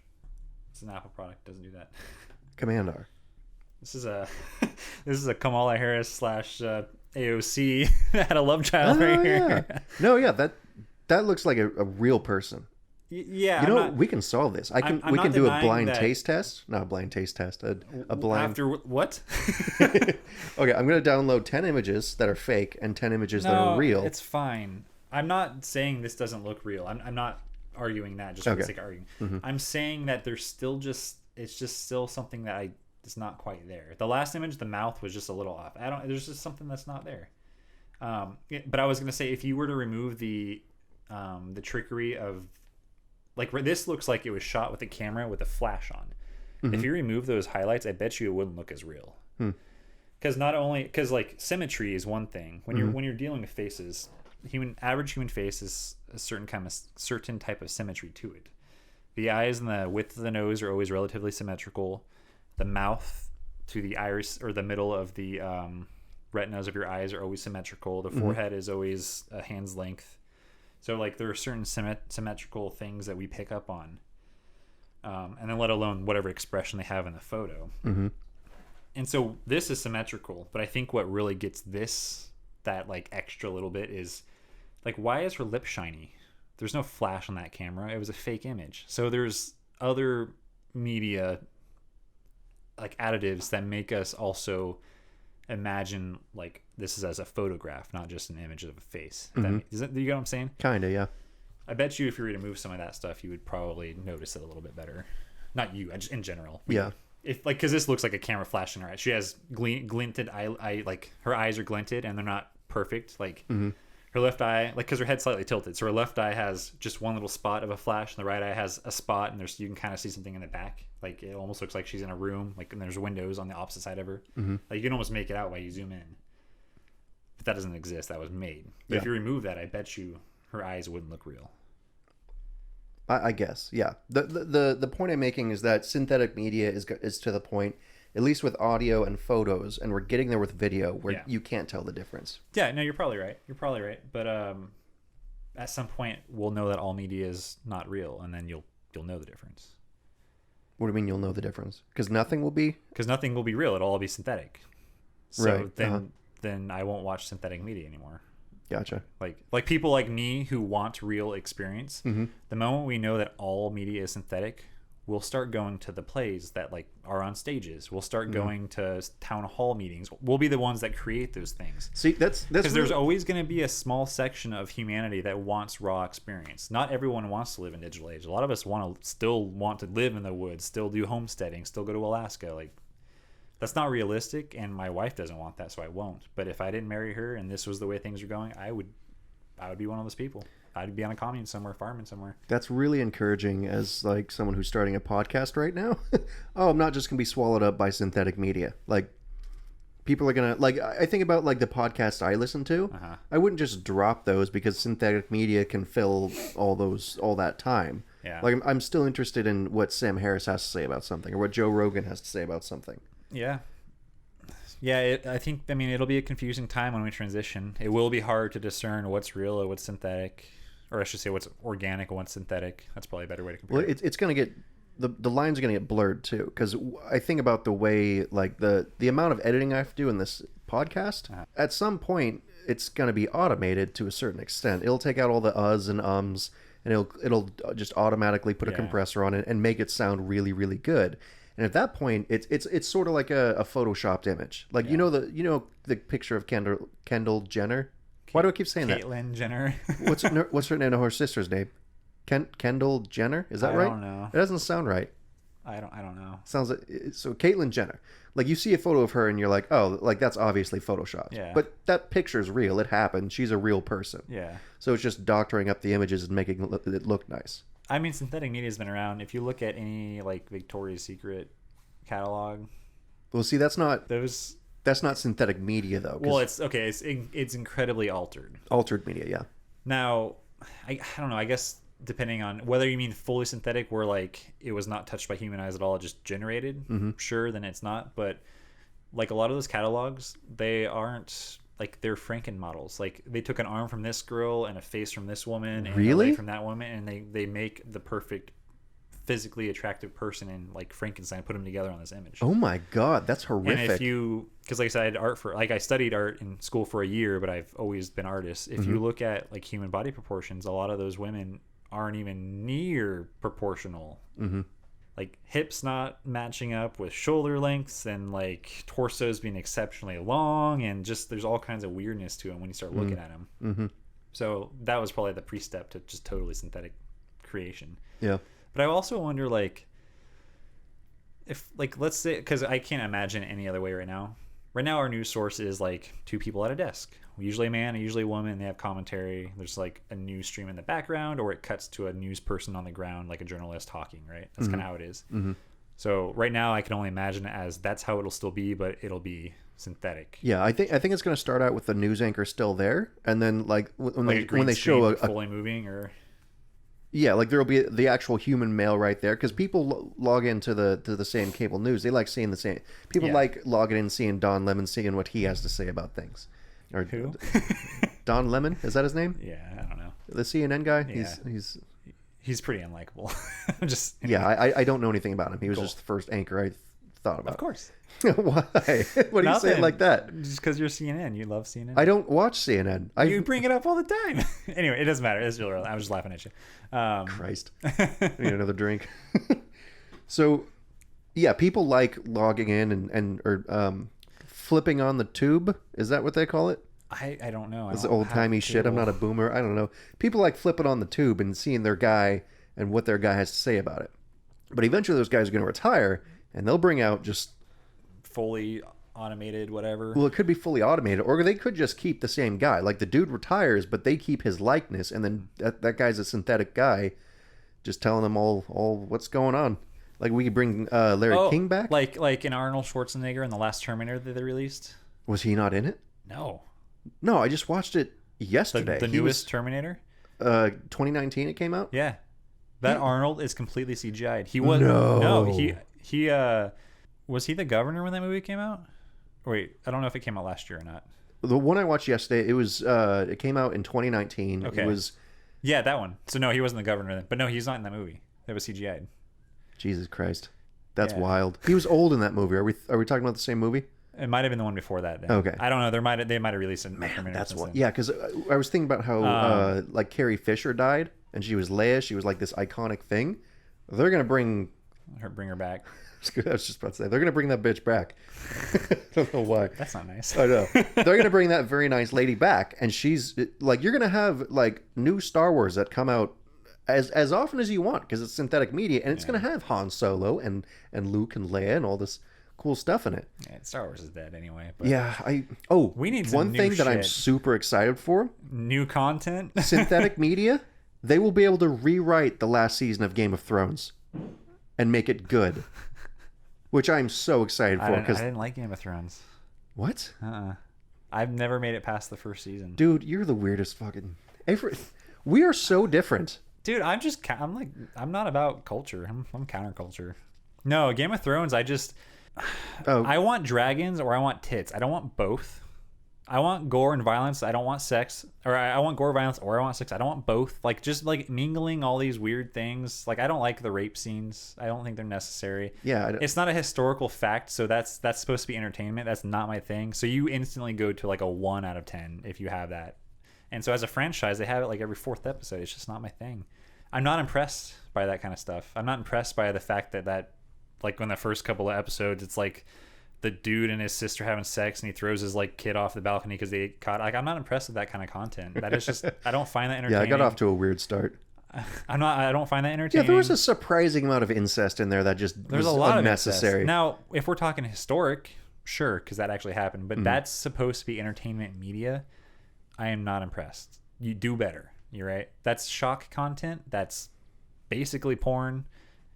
And if I'm not going to watch it with my family, I'm not going to watch it at home. That's not my thing. That's why I'm not impressed with that show. Yeah, I don't care about the dragons and the tits and shit like that. I really like the thing that drew me to it was after season 1, because season 1, like the Starks are pretty much like the main characters, they're the main good guys, and then after season 1, it's just a bunch of different families. There's no good guys. There's sort of good guys. There's sort of bad guys. But in like season 2, 3, and 4, you don't know that like Sansa and the other Stark girl, I don't know. I've only watched the first half season. Right, I forgot.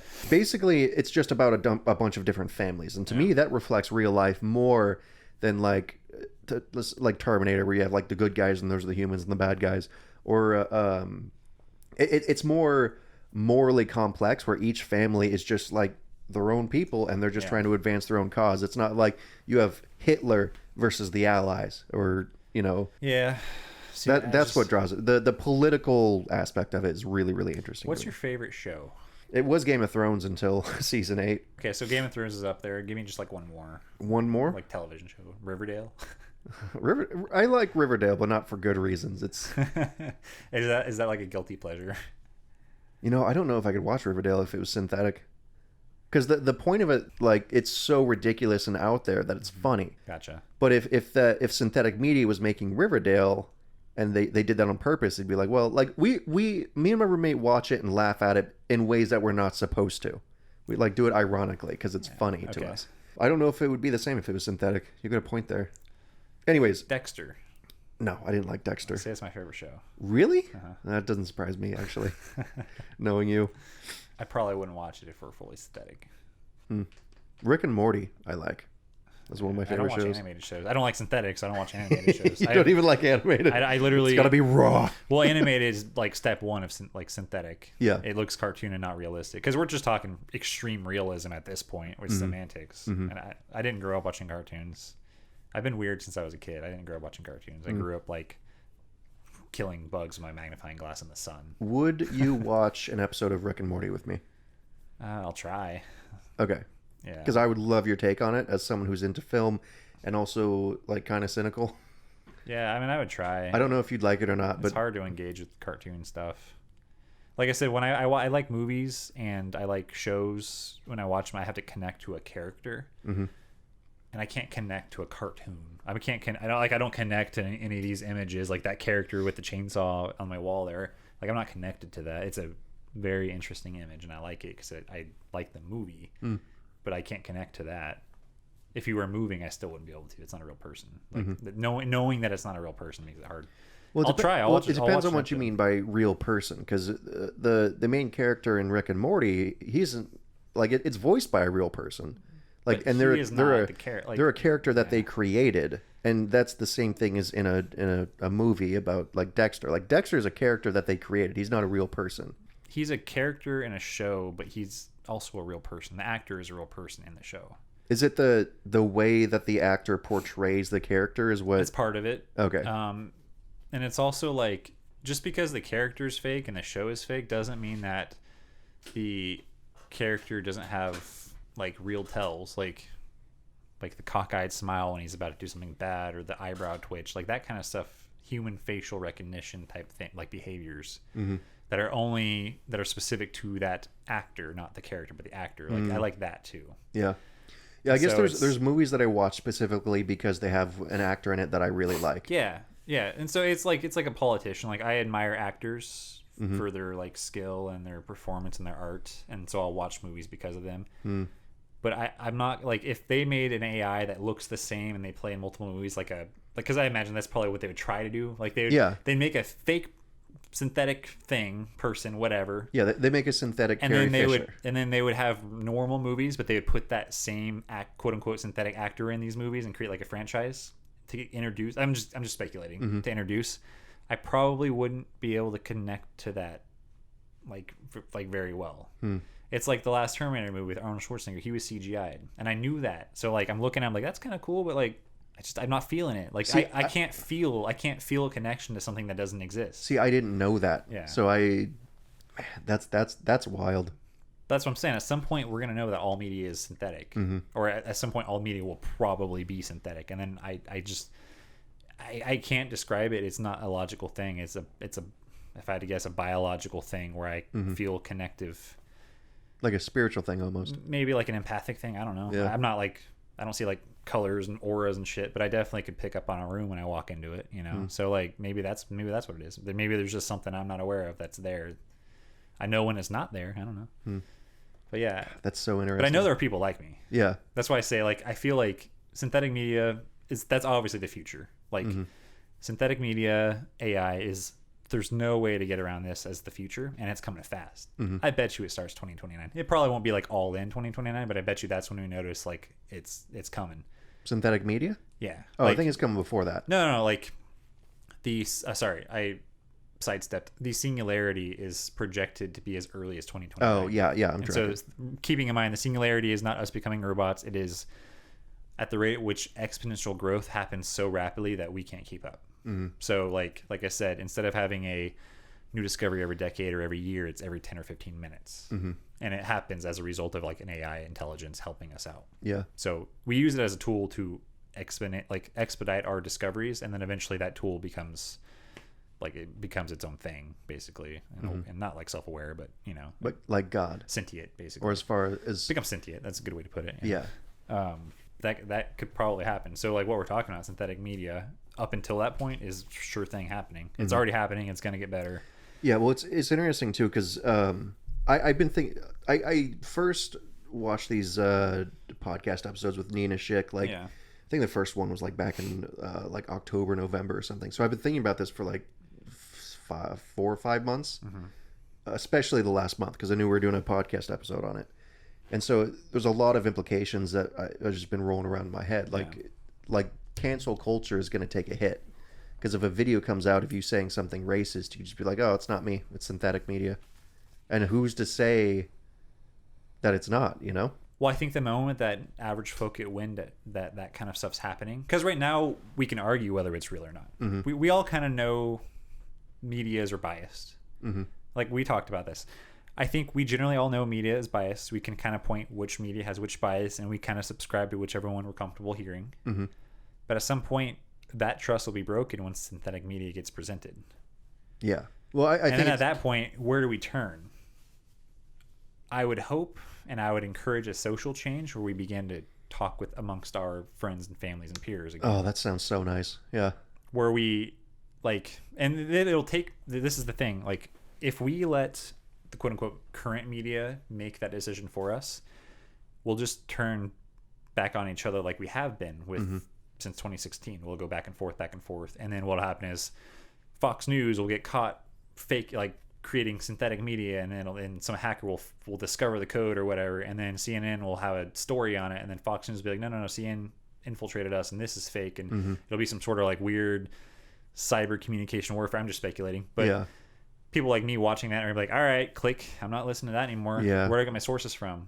Oh, Joe Rogan's on the podcast, I'll listen to him. And then he'll say a comment, and I'll want to find out more information. Then I'll go to my Google, my phone, and then I'll find a couple of bloggers who are posting information. Then I'll cross-reference, and then I'll go to dinner with my family, and we'll talk about it, and then we'll bounce ideas. That's how I'll probably have to navigate it. Yeah.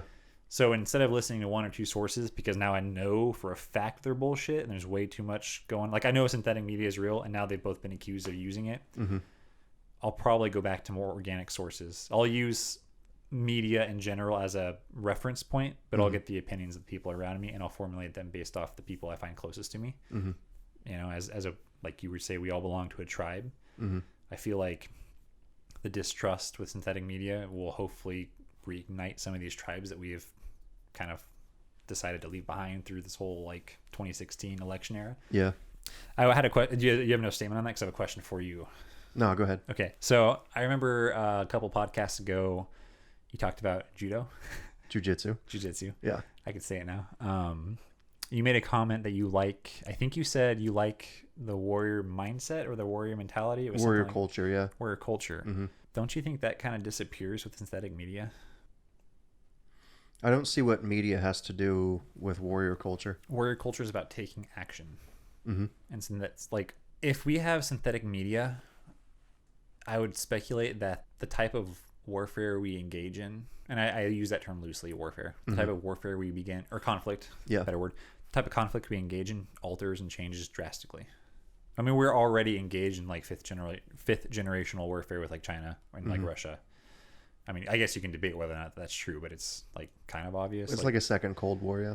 Yeah, well, and it's like information and propaganda based. It's about influencing through culture, and information warfare, yeah. Yeah, versus physical warfare. And if we expand on that, there'll be less of a need for like warrior types. There'll be less of a need for physical traits and mental fortitude related traits than there are now.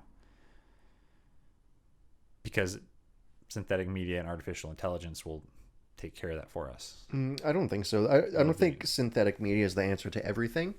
Because I'm still going to have to go to the gym to work out. I'm still going to have to be like disciplined when it comes to like not drinking. Yeah. But AI will solve a lot of problems. I think synthetic media is like step one, and then we go into AI. Like I think it's all kind of the same. It's like a French fry is a potato. And before a potato is a potato, it's a plant. It's a green plant. Like that. It's like, you know, there's steps involved. And I think like our current synthetic media is like step one. And on the sidelines, we're working on like Neuralink and how to interface with it. But AI is step two. We already have AI, and it's kind of happening at the same time. But it's like altering entertainment is kind of like the first step, and then altering information, and then creating something out of nothing is like step 2, and then interfacing it instantaneously and interacting with that is probably like step 3. So it's kind of all the same thing in my mind, I guess, for reference. And so if we can have an AI do everything for us, warrior mentality, man, like where does that go? You don't need soldiers. Yeah, I think Jocko I'm having... Willits doesn't exist anymore because there's no need for him to go to combat. Yeah, it's sort of in the way that like the sword-based martial arts is gone. Exactly, yeah. Yeah, I'm having trouble visualizing a world where that exists and how I would act in that world. So it's kind of hard to answer the question. Well, take drones, for example. I mean, we do a significant amount of our, for lack of a better word, assassinations through drone strikes. We do a lot of our intelligence, like flyovers and gathering through drones or like hacking. But that's only going to get more prominent, right? So warfare will be, I mean, we have tanks and soldiers still. Yeah. But America has a hell of a lot less soldiers than it did 100 years ago, or a couple decades even. Do we? Yeah. Are you sure? We have a lot less soldiers, yeah. We spend more money we spend a lot of money on war, but it's a lot of it's through research, and we have a lot of military personnel, but a lot of foot soldiers on the ground. I think we have a significantly less amount. Oh yeah, for sure. Yeah, like we our have way military more support staff. Our military is not smaller, but we have a lot more people controlling drones than we do soldiers with I don't know, whatever rifle they're using now, M1A1s or whatever. I don't know. That's World War II. But like, yeah, we have a lot less soldiers on the ground. We have a lot more people behind the lines running drones, running intelligence, working on new technologies for the people who are actually on the ground. We have less soldiers, but there's a higher price tag attached to their body walking into these conflicts. And I just see that expanding more.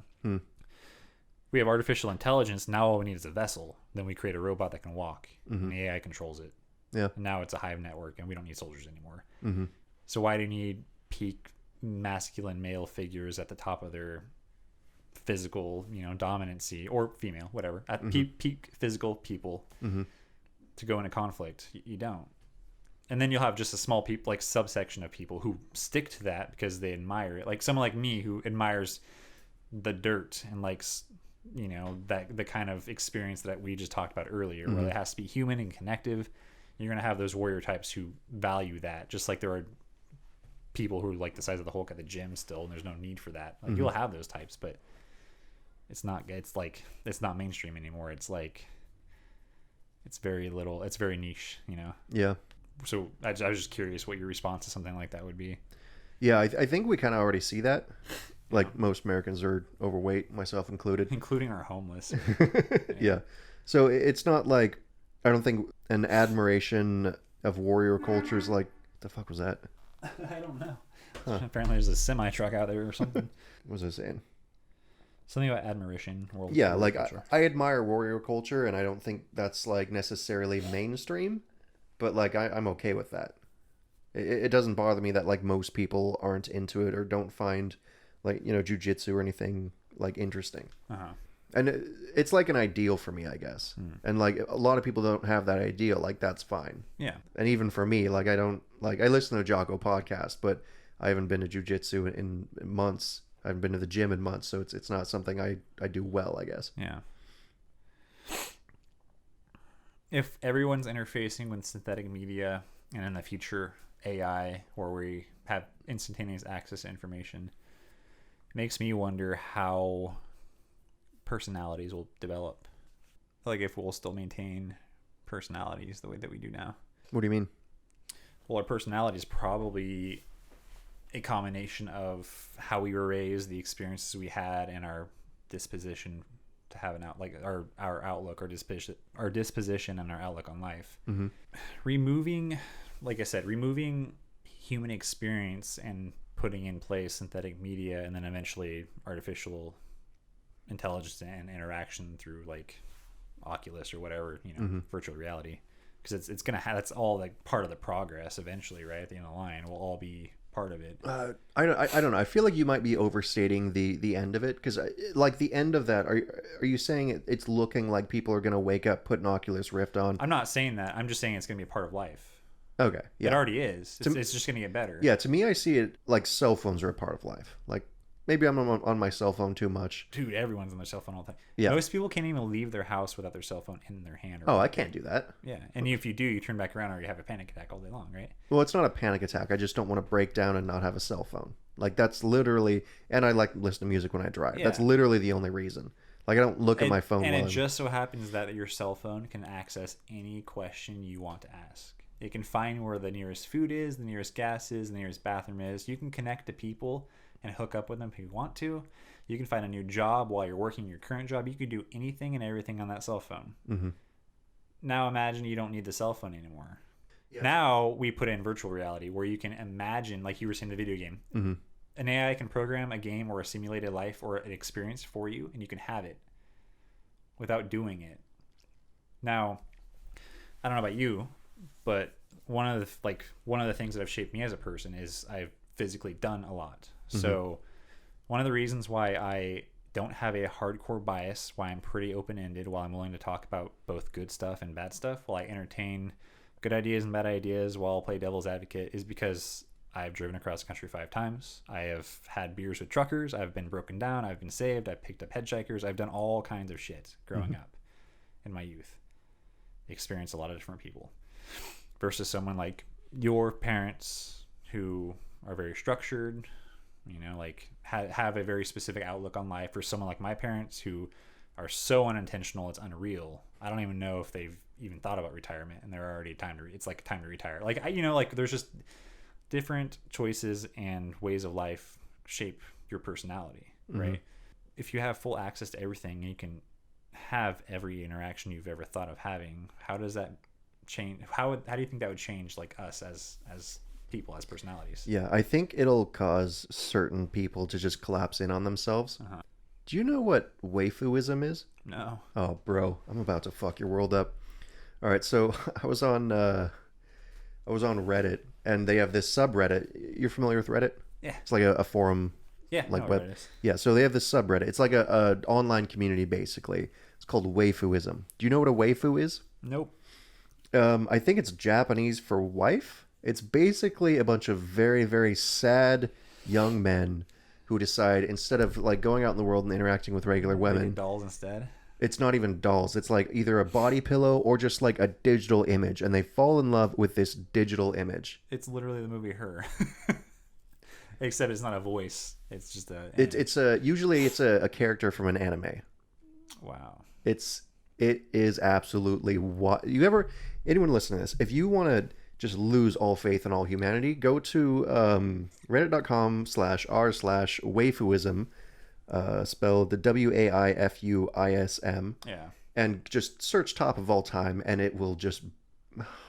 I've heard of a small group of people in that I think it was that culture that basically choose to just opt out of culture and they just play video games all day. Well, this is mostly Americans, not Japanese. Oh, but okay. That's common in Japanese culture. Yeah. So these people get their hands on synthetic media. They get a digital girlfriend. They're already doing that now with just pictures. Now they get like everything else. you want to see some shit? Not really. I gotta show you this because just the picture is just, what the fuck, man? What happened to you? See, yeah, that's the thing though. There are people like that who will totally dive in balls deep, right? Mm-hmm. And then there are people like me who would rather go to the bar and actually try to pick up a woman. Yeah, and I would rather go to the bar, try to pick up a woman, and be fooled because it was actually a man in drag than do that right there. Whoops. Can you stop hitting that? That's swear. The first time this podcast. The second time. First time. I can. You're gonna edit both of them out, so it doesn't matter. Well, no. Here's the thing: when you do it while you're talking, there's no way for me to edit it out. It was an accident. Calm the fuck down. All right. Yeah, I'm not a perfect thing, Chad. I'm a biological person. I'll make mistakes. I'll hit the mic. I'll breathe into it. Because when we were talking with Matt, I keep forgetting his name. I don't know. Matt, Evan, whatever. Yeah. Yeah, I was breathing heavily in the mic. I don't know if you caught that. It was really distracting. There was sometimes because you two were on the same channel, so I couldn't edit it out. I don't know if it was Sam or me, but I was listening and like I was breathing. Anyway, I'm a person. It's gonna happen. Get over it. Oh man, what are you about to show me?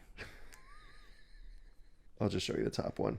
So this photo that I'm showing to Brent, this dude has it's his wife. He thinks he's got this digital anime girl on a body pillow, and he cooked her dinner. And that's a super common thing.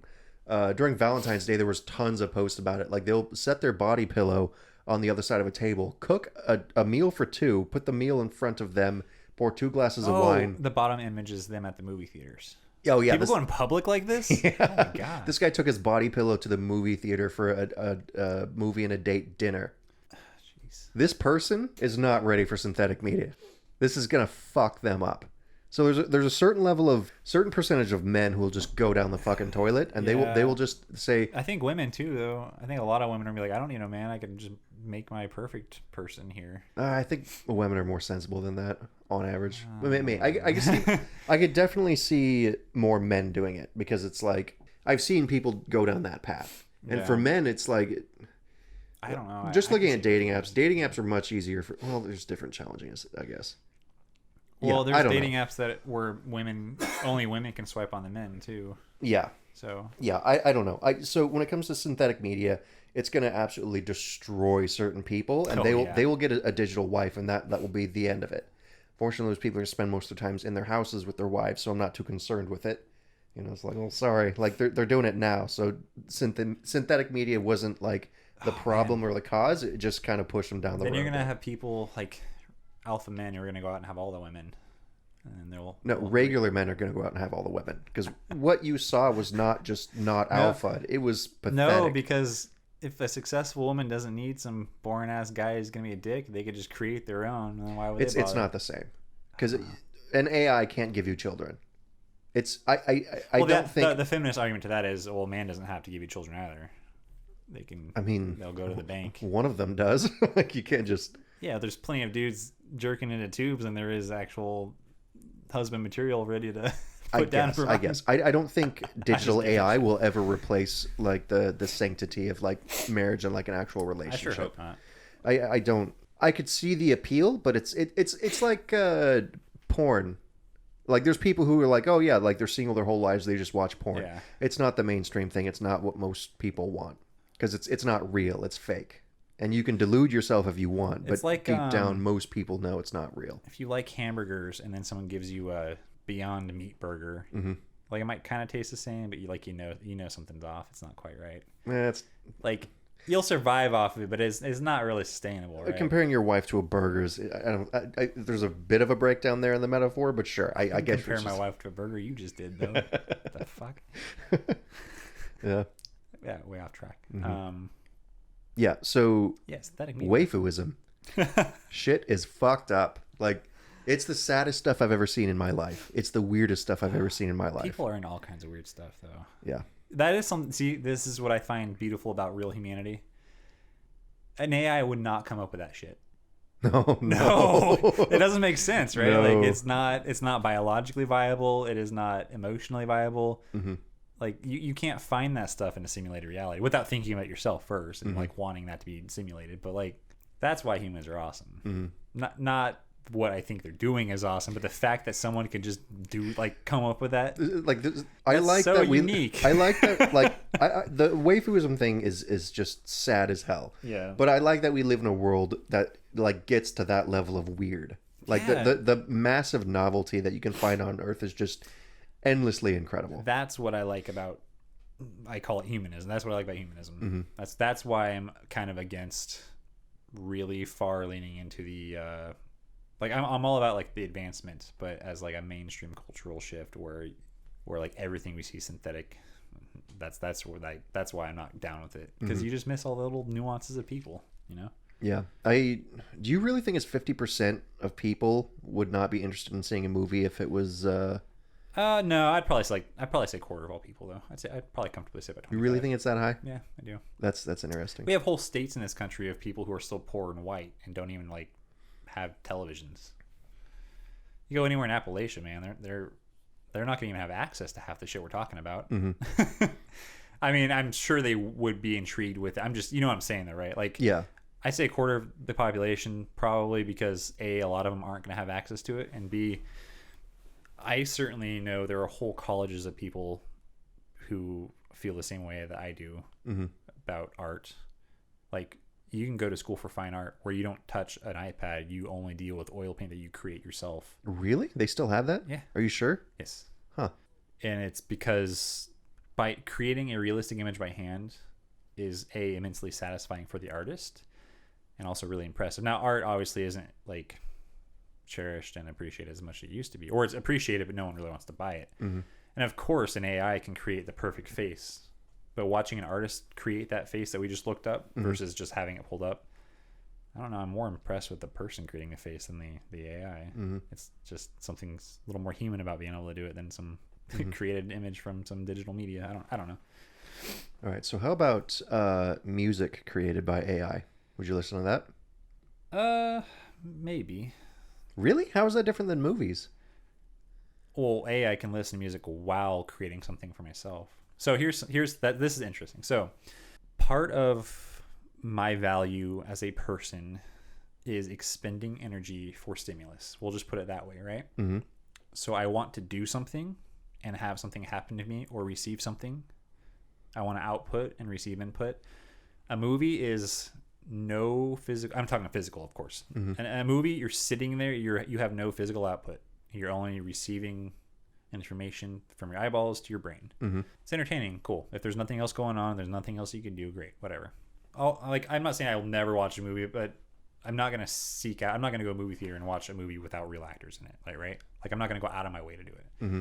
But with music, I can understand a true musician feeling how I do about movies. Mm-hmm. Like, I won't listen to fake digital music because like there's no heart and soul behind it. Like, I probably wouldn't listen to like a synthetic blues song created by a non-musician because you can't have the blues without the human experience, right? But like an orchestra type, experience, I would be intrigued, and I would listen to it while creating organic art on my desk. So there would be crossover for sure. That's so interesting. I could use something like that to create something human or inorganic. Mm-hmm. It can because music stimulates, especially when you're doing artwork, mm-hmm. especially around 3 a.m. It's like the perfect time. Mm-hmm. You listen to something about words at like 3 a.m. with the candles going, like that's when the best work comes out, dude. Mm-hmm. So I could picture that, but I also don't have the same kind of appreciation for music that I do for like fine art or movies. So maybe there's something there. Yeah, I feel like that's how I am with movies, where it's like movies are cool. I'm not a serious movie consumer. Yeah. Like I'll go weeks on end without watching a movie and not even think about it. Daily, I watch a movie daily. I mean, not sit, but like it'll be in the background. Yeah. So. But like music for me, I listen to way more podcasts than I do music, and I have like a few playlists of music I listen to. Yeah. So like, I've heard some music created by, like some synthetic music created by AI, because that's a thing. It's all right. Actually, the stuff I listen to, it's like one of the main playlists I've been listening to lately is it's like the what do they say to explain it? It's like dark cyber industrial electronic. You listen to the weirdest shit. I do. Yeah, it's. Would you introduce me to like a year ago, like German rap or French rap or something like that? Yeah, German hip hop. That's some good shit. Yeah, I just can't. It's my roommate got me into that because he's fluent in German. Yeah, so he listens to it. Your situation does not. I don't know. It's fun. It's like, but it's now that I'm thinking about it. It was created by humans, but it's not like a guitar.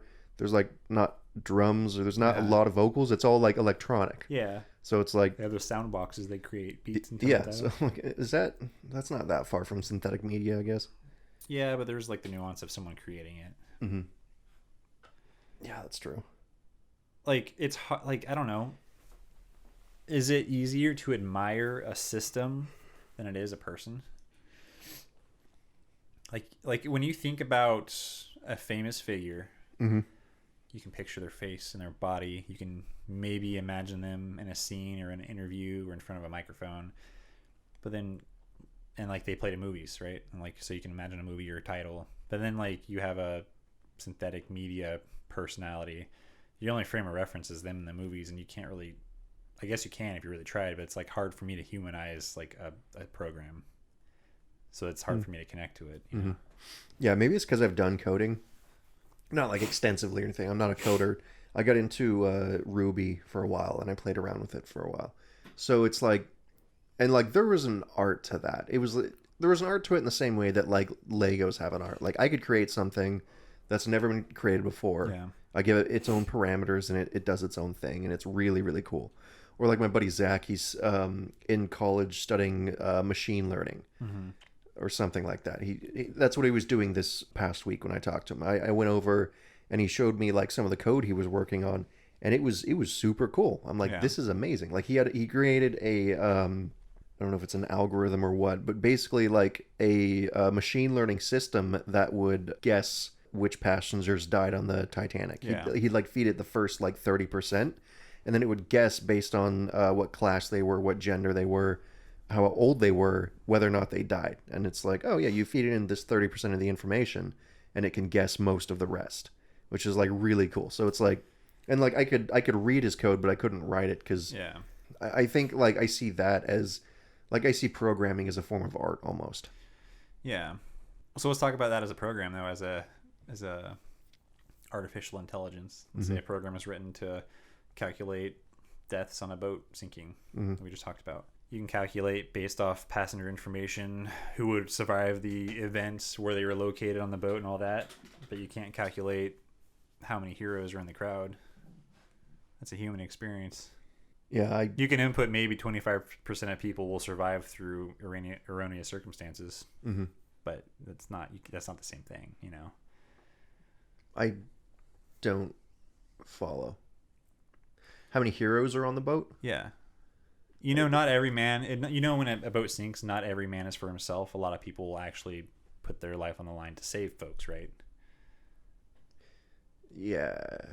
To me, it's kind of I'm just saying, like a generated program is not going to be able to account for the human condition. I don't believe so, at least. I guess to me, it's just not. That's not what the tool is used for. It's like you create this program that does a very specific thing, and it learns how to do that better, and that's really cool. And but like intelligence creates the program that creates the program. Like it's above us at this point. Like it would be above us, and so that's just the point I'm making is like the artificial intelligence can't bring in the human condition. I don't think it would. Maybe I don't know what you mean by human condition. Okay, I can't explain it any more than I already have. Humans have a propensity to be illogical through emotional interests, and sometimes even then it doesn't make sense. It makes zero sense to run into a burning building. It doesn't matter if they're kids in it. It makes zero sense for your biological life to run into danger. It makes zero sense to volunteer for armed forces knowing that you're probably going to die or you have a 50% chance of survival. You know, like that doesn't make sense, right? But we do it because the human spirit, like whether you call it pride or duty, like those are all words to describe part of the human spirit, but it's not the whole thing. Like what makes humans beautiful is we get to listen to whatever instinct is driving us and choose whether or not we act on it. And then as a subcategory, choose how we react to it.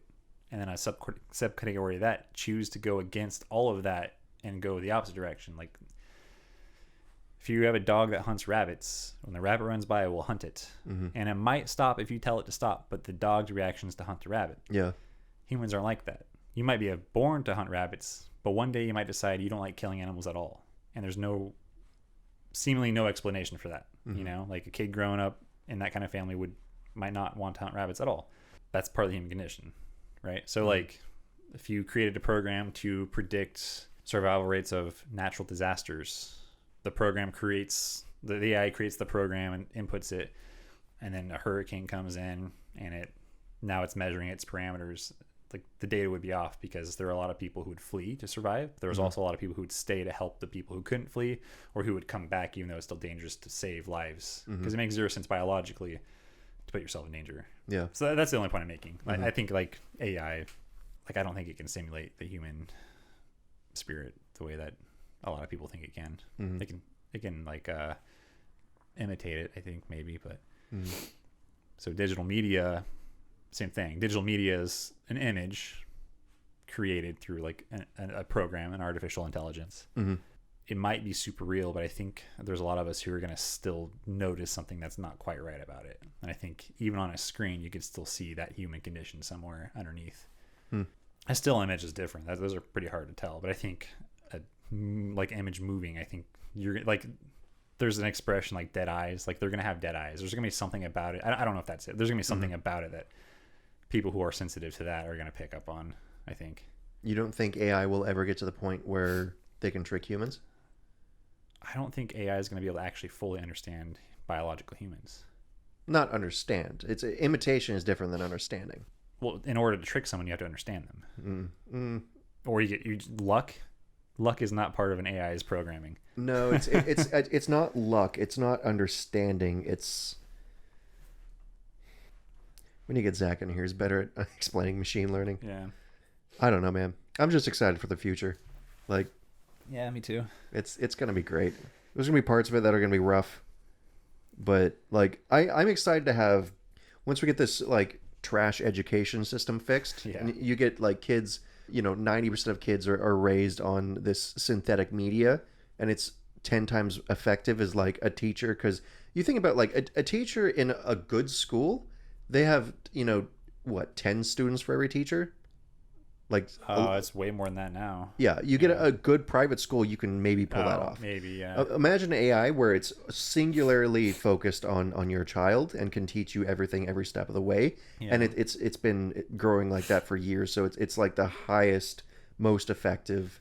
Knows when your kid needs breaks, can tell when your kid starts to zone out, and can gently guide them back in. Yeah. Imagine an entire generation of kids who are raised like that, and then possibly have access to like online counseling to like work through their shit. So they're 10 times more educated than their average kid was 15 years ago. Yeah. And they're half as fucked up. Like what kind of problems could we solve in the world if we had a generation of kids that were raised like that? Yeah, that's a good point. I mean, what kind of problems could we solve in the world if we just focused on solving problems in the world? Currently, probably a lot of them, but yeah, if it's used as a tool, I think that's wonderful. Like I said, I would consider that for my own child. Yeah.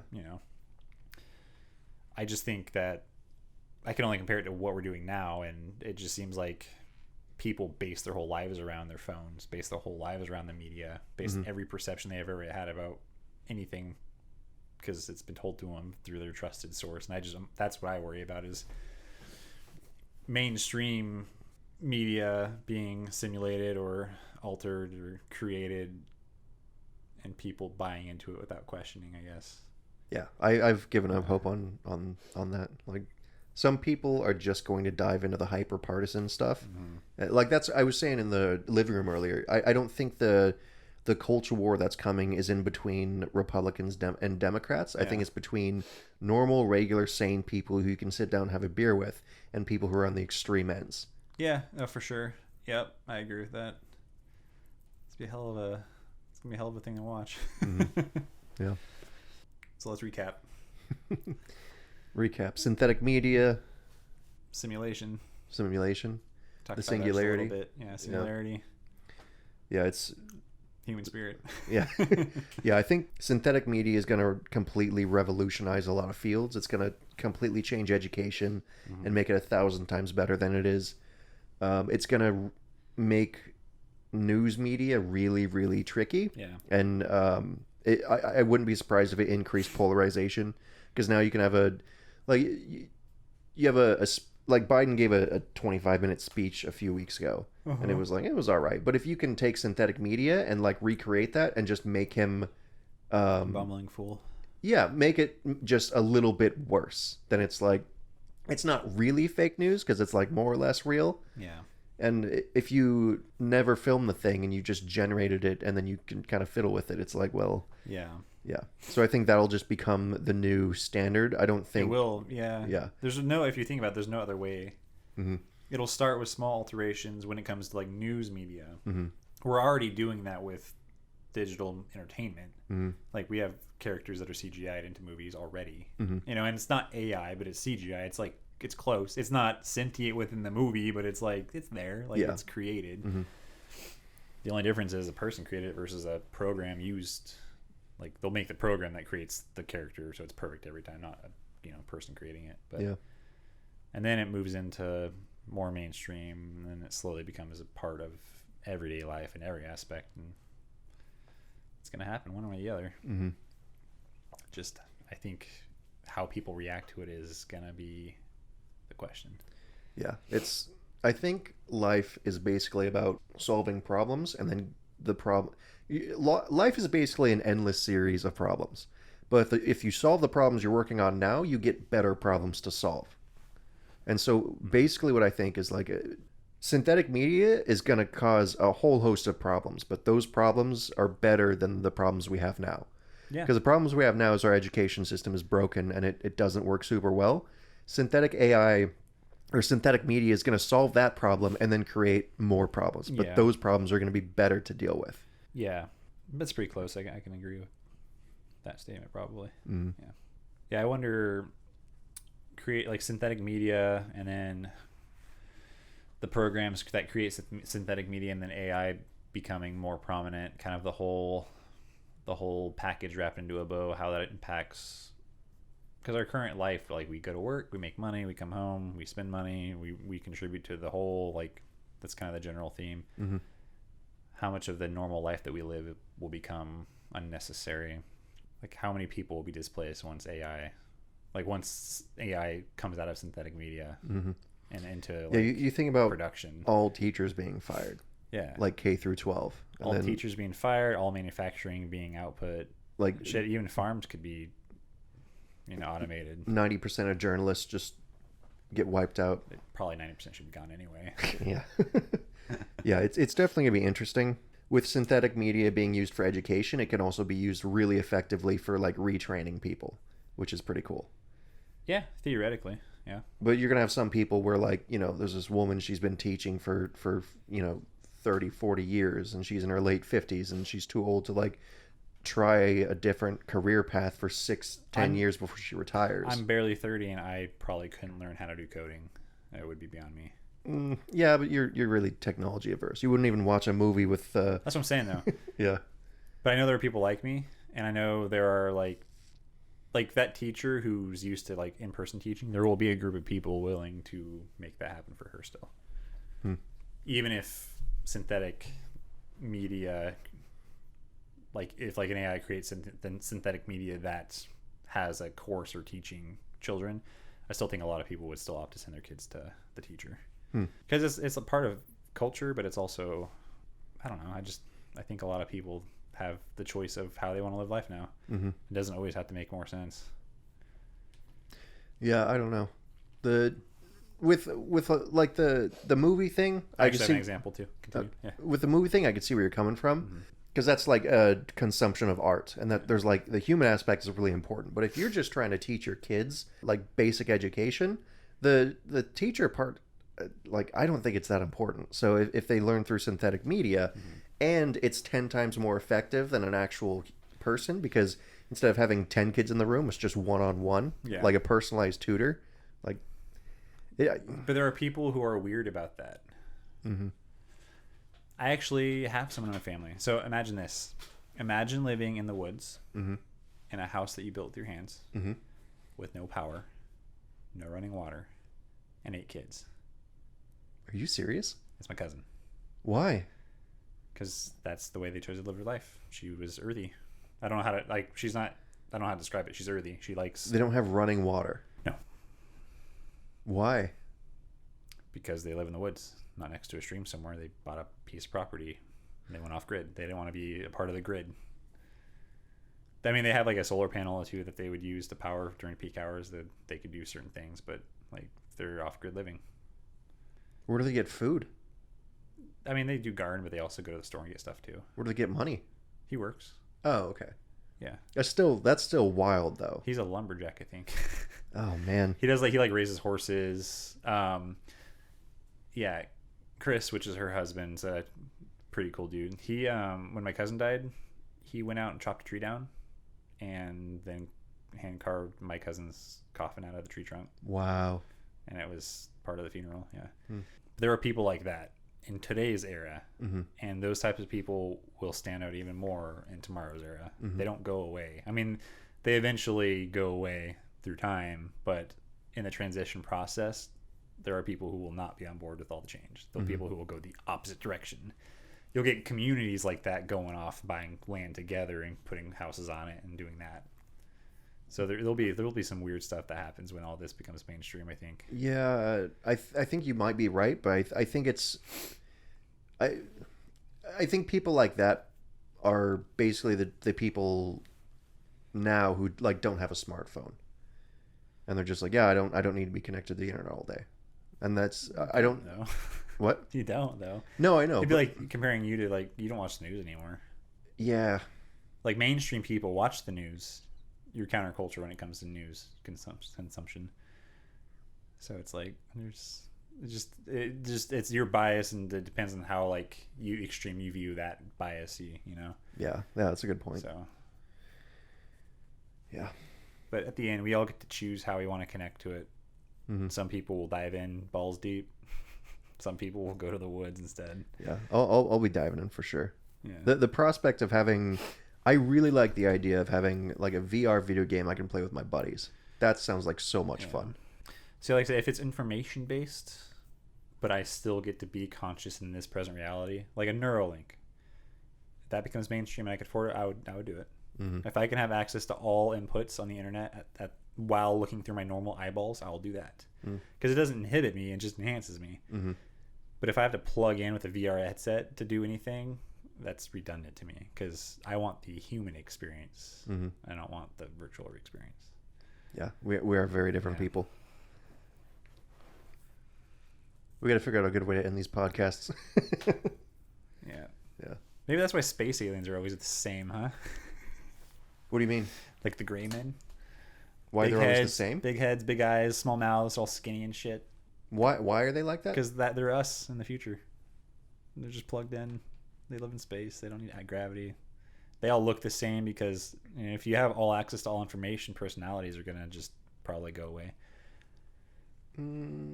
Yeah, I don't agree with that. I think so. No, because your personality is basically like nature and nurture. So it's like your genes and then like your experiences. You can have access to all the different information, but if you live in two different towns, you're gonna have different experiences, different cultures. Yeah, maybe. But the thing is, you will have all the experiences even if you live in two different towns because you have access to it through the like the digitalized creation in your head. Maybe. I don't know. I don't know much. I don't know that much about Neuralink, honestly. It's not just Neuralink though. Like, okay, so can you agree that having instantaneous access to information is probably the future? You can call it whatever you want. I don't know what that would look like because like. Well, Elon Musk thinks it looks like Neuralink. Mm-hmm. But it could be a chip in your hand that somehow feeds to your mind. I don't know. Yes, I don't know what it would. I don't know what that means. I guess I don't know what that experience would be like. Like, is it like doing a Google search and I just like think about it and then the top search result pops up? Yep.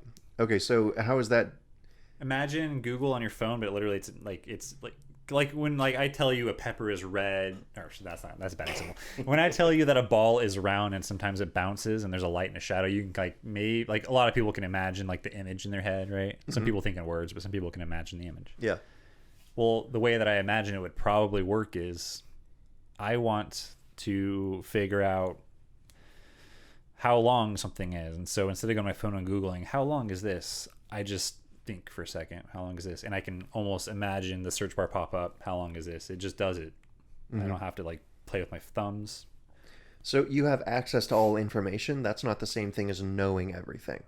So like you wouldn't know how long the Empire State Building is unless you looked for it. But like take it a step further. How many functions there's probably a statistic for this. How many functions does our brain process through in a given second that we're not even aware of? So like we have to consciously seek out certain bits of information, but a lot of it's going to be there in the background. Mm-hmm. Like we might be driving and a truck drops a stick and swerves, and so we swerve out of the way, and then we realize we could have hit someone, but we didn't. We got lucky, right? Mm-hmm. So that moment we're thinking about all of that stuff, but our subconscious is maybe going through the Google searches of how many car accidents happen from this per year, how to swerve left in the right lane, like just whatever. Like that could happen in the background if we have access to all information. Oh man, yeah, that freaks me out. So now, so the point I'm getting at is 18-year-old in Ohio and 18-year-old here live in very different climates in the winter. Mm-hmm. But 18-year-old here could theoretically find out everything he needs to know about, California weather, and even possibly through like simulated image live in it for a day or two and understand how it is, even though he doesn't live there. Mm-hmm. And then now you have full access to everything. So like now you can connect to every type of person by thinking about it and then simulating it, which is kind of what you're talking about, like simulate, putting glasses on, simulating whatever you want. Mm-hmm. But I think eventually we could probably do that through some sort of like Neuralink or whatever, or whoever comes up with the next big thing. Like we could probably do that instantaneously versus like a video game where you have to plug in every time. If I had to think about where it goes from Neuralink, that's where I imagine it goes. Yeah. It's like you have the option of simulating. It's like the Matrix, right? Mm-hmm. So you've seen that. Yeah. Neo like goes into the training simulation and he's like, all right, I need a gun. All the guns come rolling out. And then he's like, how do you like, I need to know how to like use a tank or whatever. Like he knows everything all of a sudden. Now in the movie, we're watching it as it's happening, but like as his character, it's like it's happening at the same time. It happens within like a minute. He learns everything about all combat period in like a minute. But in the movie, we're watching it as a scenes because they have to give us context. So imagine that. Like, so if everyone in the world or everyone who has access to this information can learn all that information almost instantaneously, like how does our personality change? Like suddenly we're all competent in everything. We have all the information we have. All the danger of not knowing is gone. We have experiences, but we all have the same experience because we can act. I mean, or some of us go quicker than others, but we can all have pretty much the same experience about anything we want. And suddenly we all are on common ground. I would hope that the human spirit, some of us would still be funny, some of us would still be angry, some of us would still have, that spark. But yeah, I wonder like where it goes from there. Yeah, I don't know. Anyway, yeah, that was a side tangent. But the gray space aliens, right? Yeah. That's what I imagine their life was like. Maybe they're us from the future, and they're all the same, and they all look the same. They're described the same, and they're all skinny and stuff because like biological functions aren't as important when you have full mental access to anything and everything you can ever need. Anyway, that's actually like a real theory, I think. Yeah, it is. Yeah, that's interesting. So, but yeah, media, synthetic media, future is going to be great. Yeah, I'm not looking for the next 2 decades through synthetic media. You're what? I'm not looking forward to it. Yeah. All the other shit we talked about, like all the future stuff and AI and all that, it's going to be crazy, but all the transition in between is going to be a rough ride, I think. Yeah. All the deep fakes. Did you even talk about that? No, I avoided it because it's weird. Are we done? You tell me. It's Chat Radio. I think we're done. You don't want to dive into deep fakes? Okay. No, I'm good. Cool.